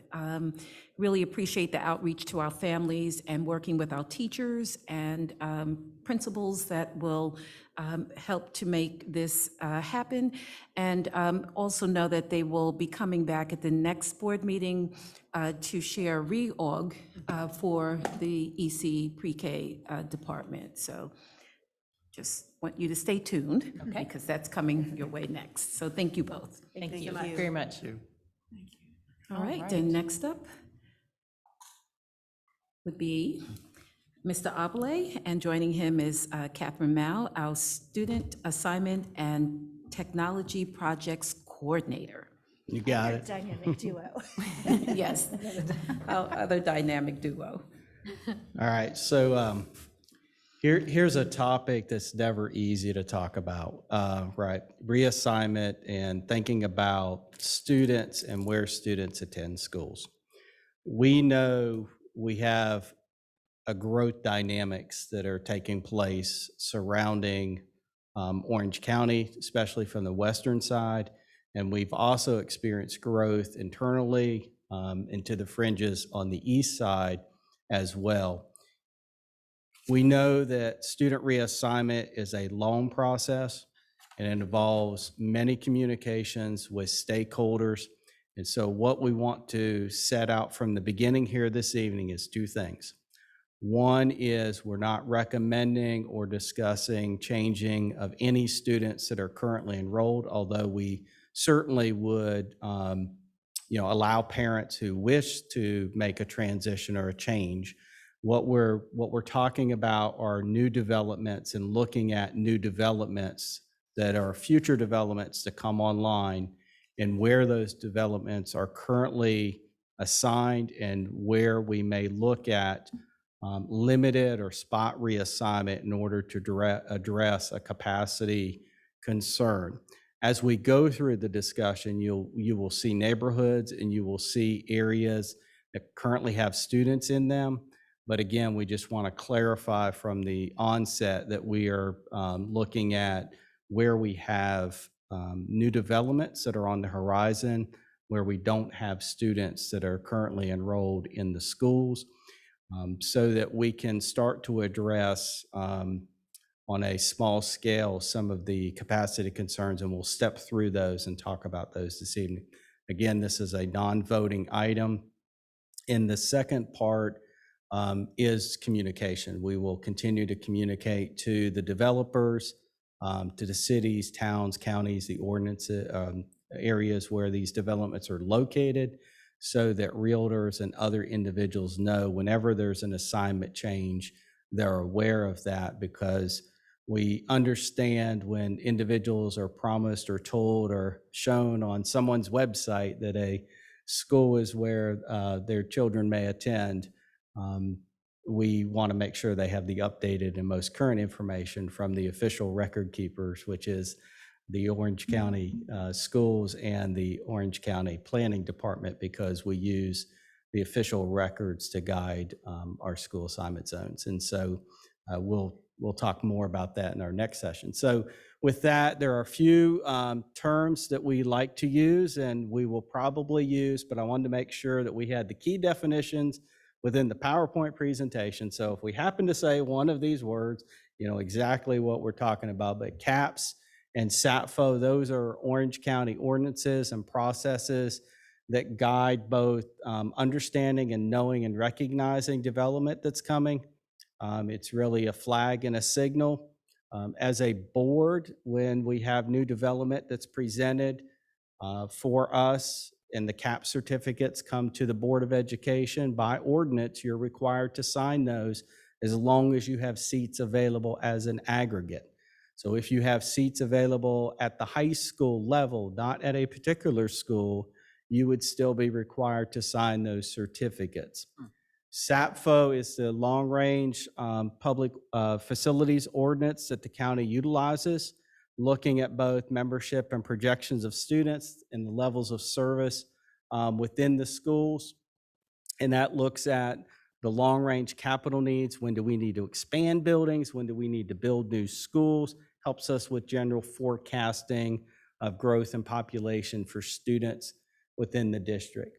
And so when we look at our levels of service, we have certain capacity thresholds that the county uses for those trigger marks as to when we might have that discussion about renovating, expanding a school, or building new schools. And for elementary, it's 105%, and it's all elementary combined.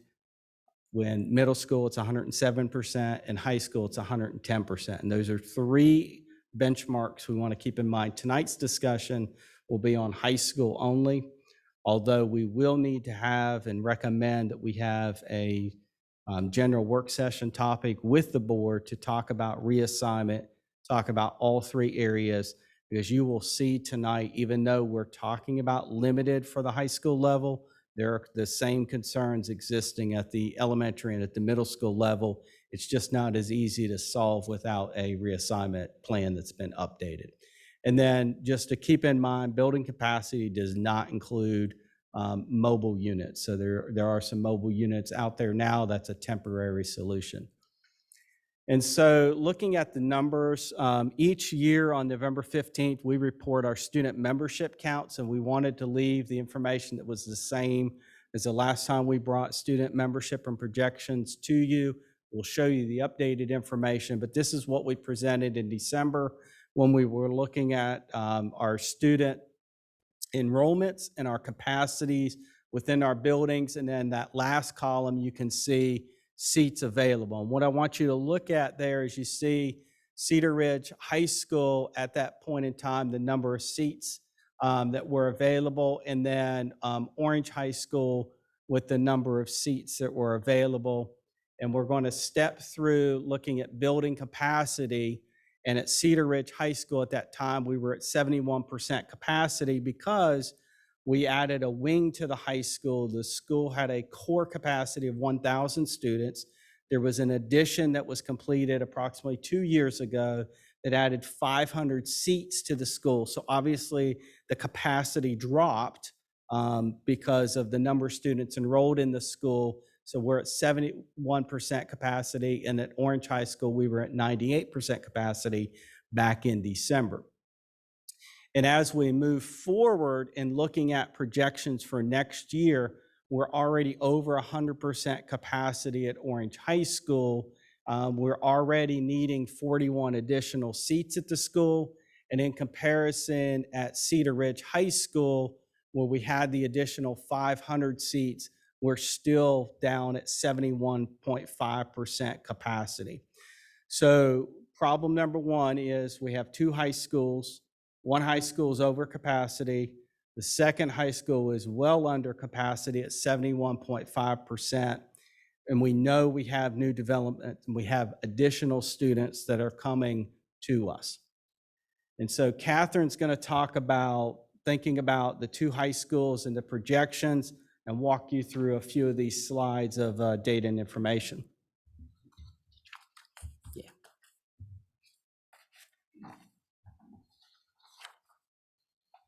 Hi.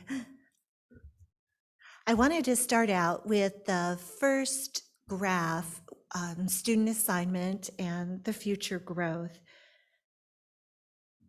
The red line on the graph is the capacity of all of our high schools combined. The blue line is the Orange County Schools the Orange County SAPFO projections. This is what the Orange County Planning Department is telling us is coming our way. The orange line is the Orange County Schools projections. And you can see that they're fairly divergent, and here's why. Mebane is not a member of SAPFO. So for that reason, they're not counting the 1,964 units and 860 predicted students altogether in this total. SAPFO does not count students until they're actually enrolled in the schools. And considering that and the over 100% trigger to discuss building a new facility, they're fairly behind where we need to be at this point. Registration now is pacing at about the 2019 levels. We're really coming back, it seems. And of course, time will tell.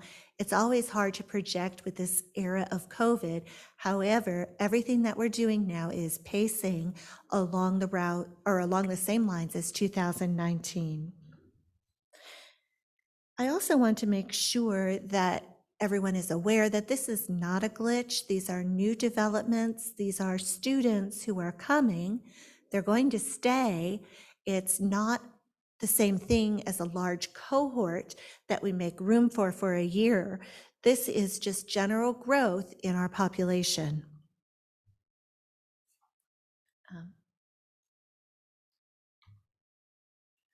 This is another way to look at the enrollment. This breaks it down by Cedar Ridge and by Orange High.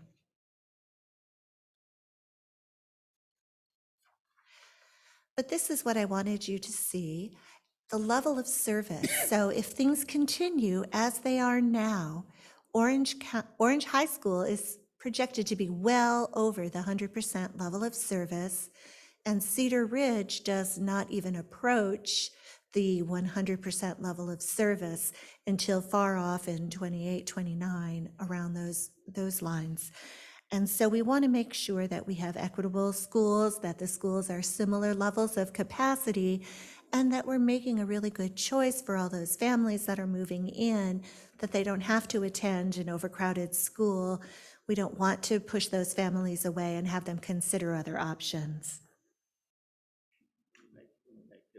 I just wanted to make one more point, and this was also the discussion earlier in the year when we were asked with the extra seats at Cedar Ridge High School why we weren't opening it to just transfers and allowing any individual to transfer, is because we were reserving for this conversation of how we will go about fulfilling those seats that are open to address a capacity concern.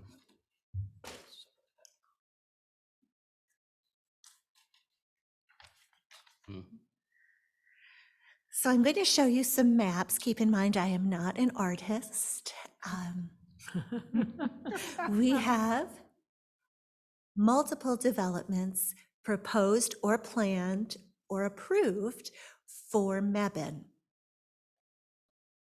All of the developments that are north of I-40 are assigned to Orange High, and those developments that are south of I-40 are already assigned to Cedar Ridge. You can see the great big light blue one, the preserve at Mill Creek, is showing that it's actually a development in 2 counties, and we'll get into that in a moment. However, it's projecting to show about 28.5 students just on the Orange County side.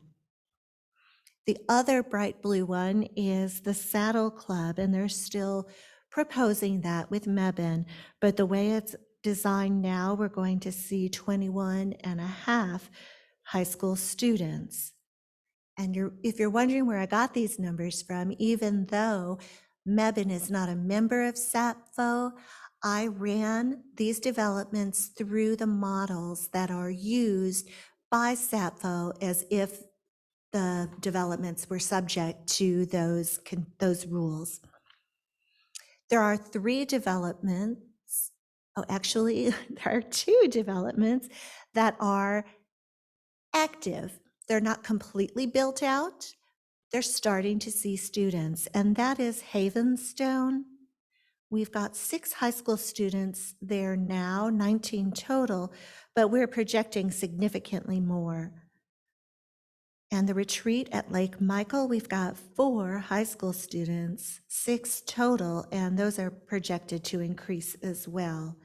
I have had parents from Havenstone call to ask if they could go to Cedar Ridge, so that is something to consider. Now, the 2 most recently approved, Tupelo Junction is a big one, and Stagecoach Corner. And Stagecoach Corner will be built out fairly fairly soon. Tupelo Junction is a multi-phase development, but they will be completed within that 5-year period. There are several developments just a little bit south of Washington Street that didn't all fit on one slide. They're still north of 40. There is an apartment complex that's going to generate about 2 students, and there are 3 developments under the broad name of Oakwood. And when those are all filled up, we're going to have 62.6 high school students. There's 1 child living there now, and I believe it's in a house that has yet to be torn down and turned into this new development. So the students in these 2 previous slides are ones that we would consider assigning to Cedar Ridge, possibly having volunteers who are, if someone is already assigned to Orange High, we would consider seeing if anyone wants to volunteer. Otherwise, we would leave them in the high school that they're assigned to, or that's what we would propose. Now, south of I-40, I just wanted to show you this. We have the yellow subdivision is the Meadows. That's another one that's in 2 counties. It's active, it's still being built out, and there's 43 students there now, 17 are in high school. The other ones are approved by the Mebane board, but they have not started building, and there's no one who lives there at all, but we're expected to see about 25 students there. This is really here for informational purposes because these are already zoned to Cedar Ridge. Also, we wanted to talk about the impact of a development when it appears or when it's approved to be built in 2 counties. The preserve at Milk Creek is still on paper, and we are working very hard with the developer and with the Mebane Technical Review Committee members, as well as representatives from Alamance County, to stress the importance of not having houses that are partially in each county. And also, we have serious considerations and concerns about having to leave the county to wind around to some of the subdivision streets to bring the students to their assigned school.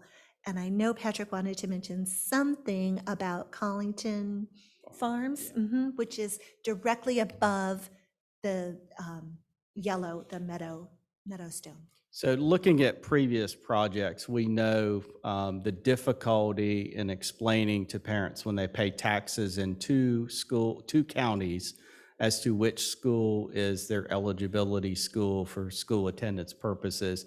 There's been a variety of methodologies that have been used, such as where the master bedroom looks. And we know folks get creative. We've seen, where the master bedroom becomes the garage because now all of a sudden it's in the different county. And so where the driveway faces, what's the access point? There are developments based on how the developer does it that you actually can't get into development in the school zone that they're districted for. You have to drive into the other county, go around, come back through the cul-de-sac to pick the child up that's in your county to go back out. So there's a variety of issues when it comes to school assignment, where individuals pay taxes, where they're students, because it's not just about where you own property, and that certainly has been a misconception in many counties across the state.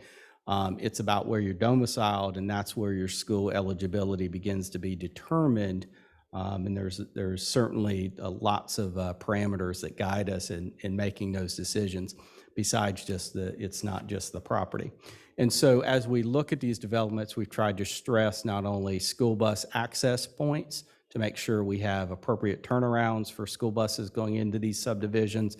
We also, because again, that impacts our service delivery, but also impacts safety for students. If buses have to go down streets and back up or make 3-point turns, making sure that the right-hand stops, or we have areas where groups of students can gather for getting on school buses and not crossing streets. All of those need to be considerations. On-street parking is another area we talk about with developers, because if they allow, or the towns or ordinances allow for on-street parking, that that impacts service delivery with school buses being able to navigate streets and roadways. And so I just wanted to mention that, again, the county line and dividing of property and school domicile, there's quite a few things that school assignment we monitor and that we're at the table for. And when necessary, we will send documentation in writing, and it will be sometimes signed by the board. And so wanted to just show you an example of a couple developments and some of the issues that we run into and why we feel like now is the time to be proactive before individuals move in, before neighborhoods are established, and before we get to a point where it's more challenging and more difficult. This does not stop the need or stop the discussion. Again, this is an intermediary fix, you know what I'm trying to say. It's late in the day. This is a temporary solution for us at this point in time. Just as Catherine said, this is not, when we talk about the students at Orange High School, it's not just a blimp of a bump of 1 year. This is something we're seeing that's going to continue as more and more development comes online for us in the Orange County schools. We looked at our student assignment and student growth, and certainly when we do comprehensive student assignment plans based on the routing and travel, moving the western part to Cedar Ridge High School as we take on more and more growth with in-town projects like Collins Ridge and some of the other projects that have already come up, especially on Highway 70 and Highway 70 extension within town. That allows, again, for us to think about, where students need to go with a comprehensive long-term plan. So again, tonight we wanted to discuss and share with you an update of where we were with student assignment and some of the concerns that we have with where we are with capacity at Orange High School for next year and a potential solution with limited or spot reassignment for new developments. Questions or comments? Questions? Board members? Bonnie? Yeah, a couple. Thank you for this, and I appreciate you being proactive on this. It's a smart plan. I appreciate it. It's really for the board's benefit. On June 15th, the Capital Needs Work Group is going to be discussing SAFO in particular, so you might be interested. And if you wanted me to make you just a little crazier, a few years ago, Orange County and Alamance County actually shifted the county lines to accommodate some of this, which of course has implications for taxes and property values and school assignment, but it's just something that, if you want to have just another conversation, that might be one. I remember folks found letters from about 18 years ago when the line started shifting when I was Yeah, here, this was so. late, this was more recent than that, but yes. Others? Well? Thank you for the presentation, and I agree being proactive is the absolute best way. So on the SAFO, we used to calculate what SAFO was and what we say the number is. Are we still doing that? So we're resetting. Obviously, COVID has thrown us and our ability for projections. Now, Catherine is currently updating with our enrollment projections, and she's tracking and reestablishing a baseline and working not only for us for student assignment, but assisting with our human capital department as far as teacher needs and looking at where students are.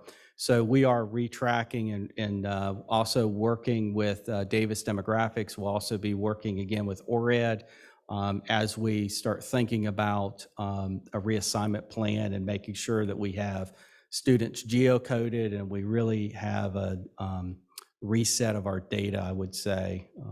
COVID really just threw off projections and modeling. So it's about reestablishing and making sure we've got the tools in place to make the recommendations. Okay, one other question is the buses and the reimbursements, right, is based on efficiencies. And if we do this, we'll have, so have you thought about how that would work?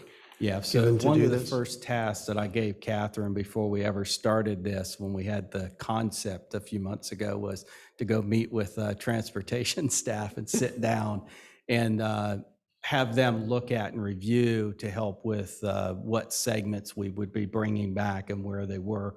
There's certainly, just like there is now, there's certain areas, Highway 70 is a good example in town, where one side to the south goes to Cedar Ridge, the other side to the north goes to Orange High School, where we have buses for two zones basically traveling in the same area.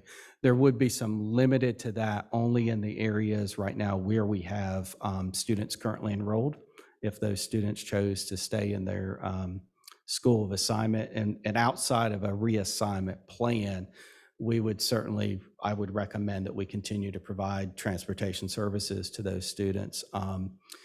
But looking at the efficiency, yes, we'll be as close as we can, but we recognize it's not going to be perfect because we're trading off one issue for another issue. Okay, that makes sense. Thank you. You're welcome. Go ahead, Sarah. So yeah, thank you for all of this. The projections that you have of the high school population over the next 5 years or so led me to do a little like calculating in my head about what this means for like the elementary school population. Middle school, we're much better on capacity. This looks to me like we're going to run out of capacity in the elementary schools. Yeah. Ask principals now, and they will tell you. Oh. Based on the class size changes from several years ago, and I will say the county did listen, and we readjusted the SAPFO numbers to 1 to 17 in the K-3 classrooms on average to reset because the state, when the class size changed with the legislation and there was a reduction in the number of students per class, there was no funding for additional classroom space or additional space needed. So we started quickly utilizing additional space that was available. Plus, what also is not calculated is the additional ancillary service spaces that are needed in schools to deliver one-on-one EC services, small group services that weren't in schools 35, 40 years ago when many of our schools were built. And so we struggle every day to meet the needs of, think about COVID and just how much space a nurse needs right now, compared to a small office that most survived in for 25 or 30 years. And now with COVID and the amount of space that a school nurse needs. And so guidance counselors and social workers and mental health support specialists that are in schools, they struggle every day for space to work one-on-one with students to provide those services. And so, yes, we have a couple elementary schools right now that are under capacity, but we have many schools that are struggling to deliver where they are. So yes, and that's why I said early on, this is going to be an issue at the elementary, it's going to be an issue at the middle, and it's why with capital construction, we struggle because we don't have swing space and we don't have extra space to just move students so we can work on 3 rooms or 4 rooms in a wing at a time and rotate students around. So that's why we had the discussion about where pre-K is and how can we remove temporarily some services in schools, bring in mobile units so that we can help start to create that space. But I do think, and I will say, we do need to think about long-range planning for new schools for a variety of reasons. Growth is one of those. Aging facilities is certainly another. And we have to look at the cost of renovations and versus replacement and long-term planning. When you add that to the capacity and we look at the growth of this community, and then to expand even larger, when we look at North Carolina and Central North Carolina for businesses on the horizon with major billion-dollar companies that are edged to come in this area of the state, Orange County could be a very, very popular place for folks to want to live. They want to be part of the community and they want their students to be in schools. And I think we really need to think about and get that long-range forecasting and assignment plan and that capital plan where it needs to be to make this the right moves to be ready for when that day comes. With SAPFO, it's about projecting and looking at accumulation of a snowball effect, right? And you give yourself time to put the right key pieces in place. What we're concerned about is the avalanche. When all of the growth and all the development and all the people start moving in, SAPFO won't count for them, like Catherine said, until they're in the seats. That's too late. And so this is one piece tonight to help us start to move in the right direction. Go ahead, Bonnie. Is it possible for us to get maybe in a board report, the state of our elementary schools in terms of capacity? This presentation really highlights the pressure that Eflin Cheeks in particular is facing, because they are the only, all this development is happening west of Eflin, and there's no other school to really take over the demand. So it'd be really nice for us to get an updated report, and it doesn't have to be right away, but it would be really helpful to get that presentation. Well, part of what is not there is, you're absolutely correct about Eflin Cheeks and addressing the issue there, but we are working on a plan, just not ready for presentation at this time for the southern part as well. And so that is something we could certainly include at the work session. Yes, if I could also add that the goal is to schedule a time to bring the board together around this very topic, do some long-range planning regarding our capital needs. So as Mr. Obley said, tonight was just to present a short-term solution with regards to high schools, but we know we've got a lot more to dig into, and it will take a much deeper conversation and some planning in order to get ahead of the avalanche. And from the chart, that student assignment and future growth, you're about like 6 slides back where it's the red, orange, and that one. What is causing that? So the capacity that's staying the same with the Cedar Ridge addition and our Orange County School projected enrollments going up, as you mentioned, because Mebane isn't counted and there's a lot of development there. What's causing that drop in the blue line, the SAPFO line there? They're not using the Mebane development. They have adjusted somewhat for COVID, but maybe not in the way that I did, looking at the rebounding in the current registrations. And those are the two biggest reasons that the projections are so different. I will say we have a preliminary budgeting document from the state, and that does support that we're going back up. So it's just the model that they had. Okay. And they plugged in their numbers, and that's what they got. Okay, thank you. And remember, that was back in November, on November 15th as well. So, almost 7 months ago when those numbers were added to their modeling. Okay. Other people, questions? Dr. Felder, anything else you would like to say? Thank you. You're welcome. Thank you so much, Ms. Mao, Mr. Obley. Thank you. So just so we're clear, the next time when we come back on the 14th, we will bring specific developments by segment that we will recommend for action. Thank you. Great. Next. Thank you both. Okay, it's almost 9:10 and we have 2 discussion action items. Is that correct, Dr. Felder? That's correct. The first one, after-school employee pay increase recommendations per the elementary stabilization grant. And I would like to invite Ms. Tamara Mathis, drew a blank for just a second, Director of After Schools. How do you forget me? Just for a split second, it came right back. Good evening, Board Chair, board members, Orange County Schools, and the 2 officers in the back. Thank you for your time tonight.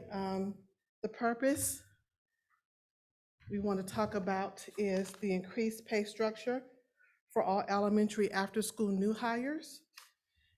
Also the increased pay rate for Hillsborough Elementary intercession, which is similar to summer camp, and then also the increased pay rate for our elementary summer camps. As part of the stabilization grant for the elementary schools only, this information was also shared in the January 10th board meeting. But just to remind you, there are two requirements for components for the grant. One is Early Care Learning Programs Fund to facilitate high quality early childhood education. So we do PD, the money's for PD, supplies, furniture, etc. And also increased compensation for our after-school staff. I'm required to use the funding to provide bonuses to all after-school staff and to increase the pay rate and benefits to implement a compensation plan. So in comparison, currently Orange County Schools after-school group leaders pay scale starts at a rate of $13.90. That's for staff who are from 0 to 1 year experience. And our neighbors start at about $15 to $15.96 with the same type of experience. They also, in addition to that $15 to $15.96, have part-time benefits. They also, for staff who work 20 hours or more, earn sick leave, annual leave, and paid holidays. So the elementary proposal for salary currently for new group leaders is $13.90, as we just said. For lead group leaders, which we really don't have any right now, new assistant managers, substitutes $16 to $18 plus overtime, because all of those staff are currently TAs. And then our intercession group leaders are starting at $13.90, who are at 0 to 1 year experience. Proposing our after-school rate for our new group leaders of $15 an hour, our lead group leaders at $17 an hour, assistant managers or subs at $18, and intercession at $20. The grant ends in 2023, and so in order to anticipate all of these and sustain these, the pay rates for the amount that parents would have to pay would have to increase. So I just want to make sure that we were putting that on the radar. So proposed from the elementary stabilization grant, we want to raise the pay for group leaders to $20 an hour. And for the site director for the elementary, then this is for summer camp, to $30 an hour. So group leader is kind of like the person who works with the individual groups of students, and then the manager, of course, or site director is like the head person in charge of the site. For middle school, we would like to propose that was also shared in the fund balance appropriation on consent agenda number 5. The same thing, $20 for group leaders, $30 for middle school teachers. They have a certification, and $40 for the site directors for the middle school, who also has a teacher certification.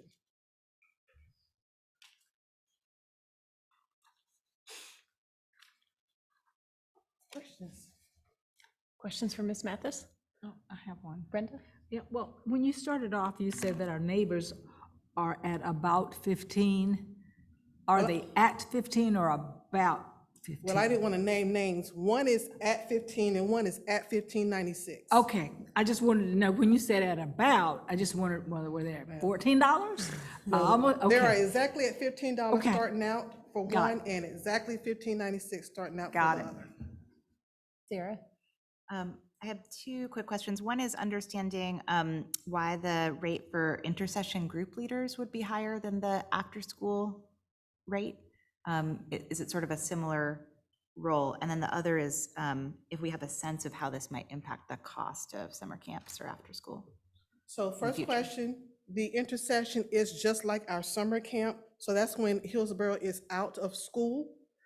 The hardest thing to do is we want to, I've challenged the staff to increase our numbers there, but they can't increase number if I can't find more people who want to work at it, because they are tired.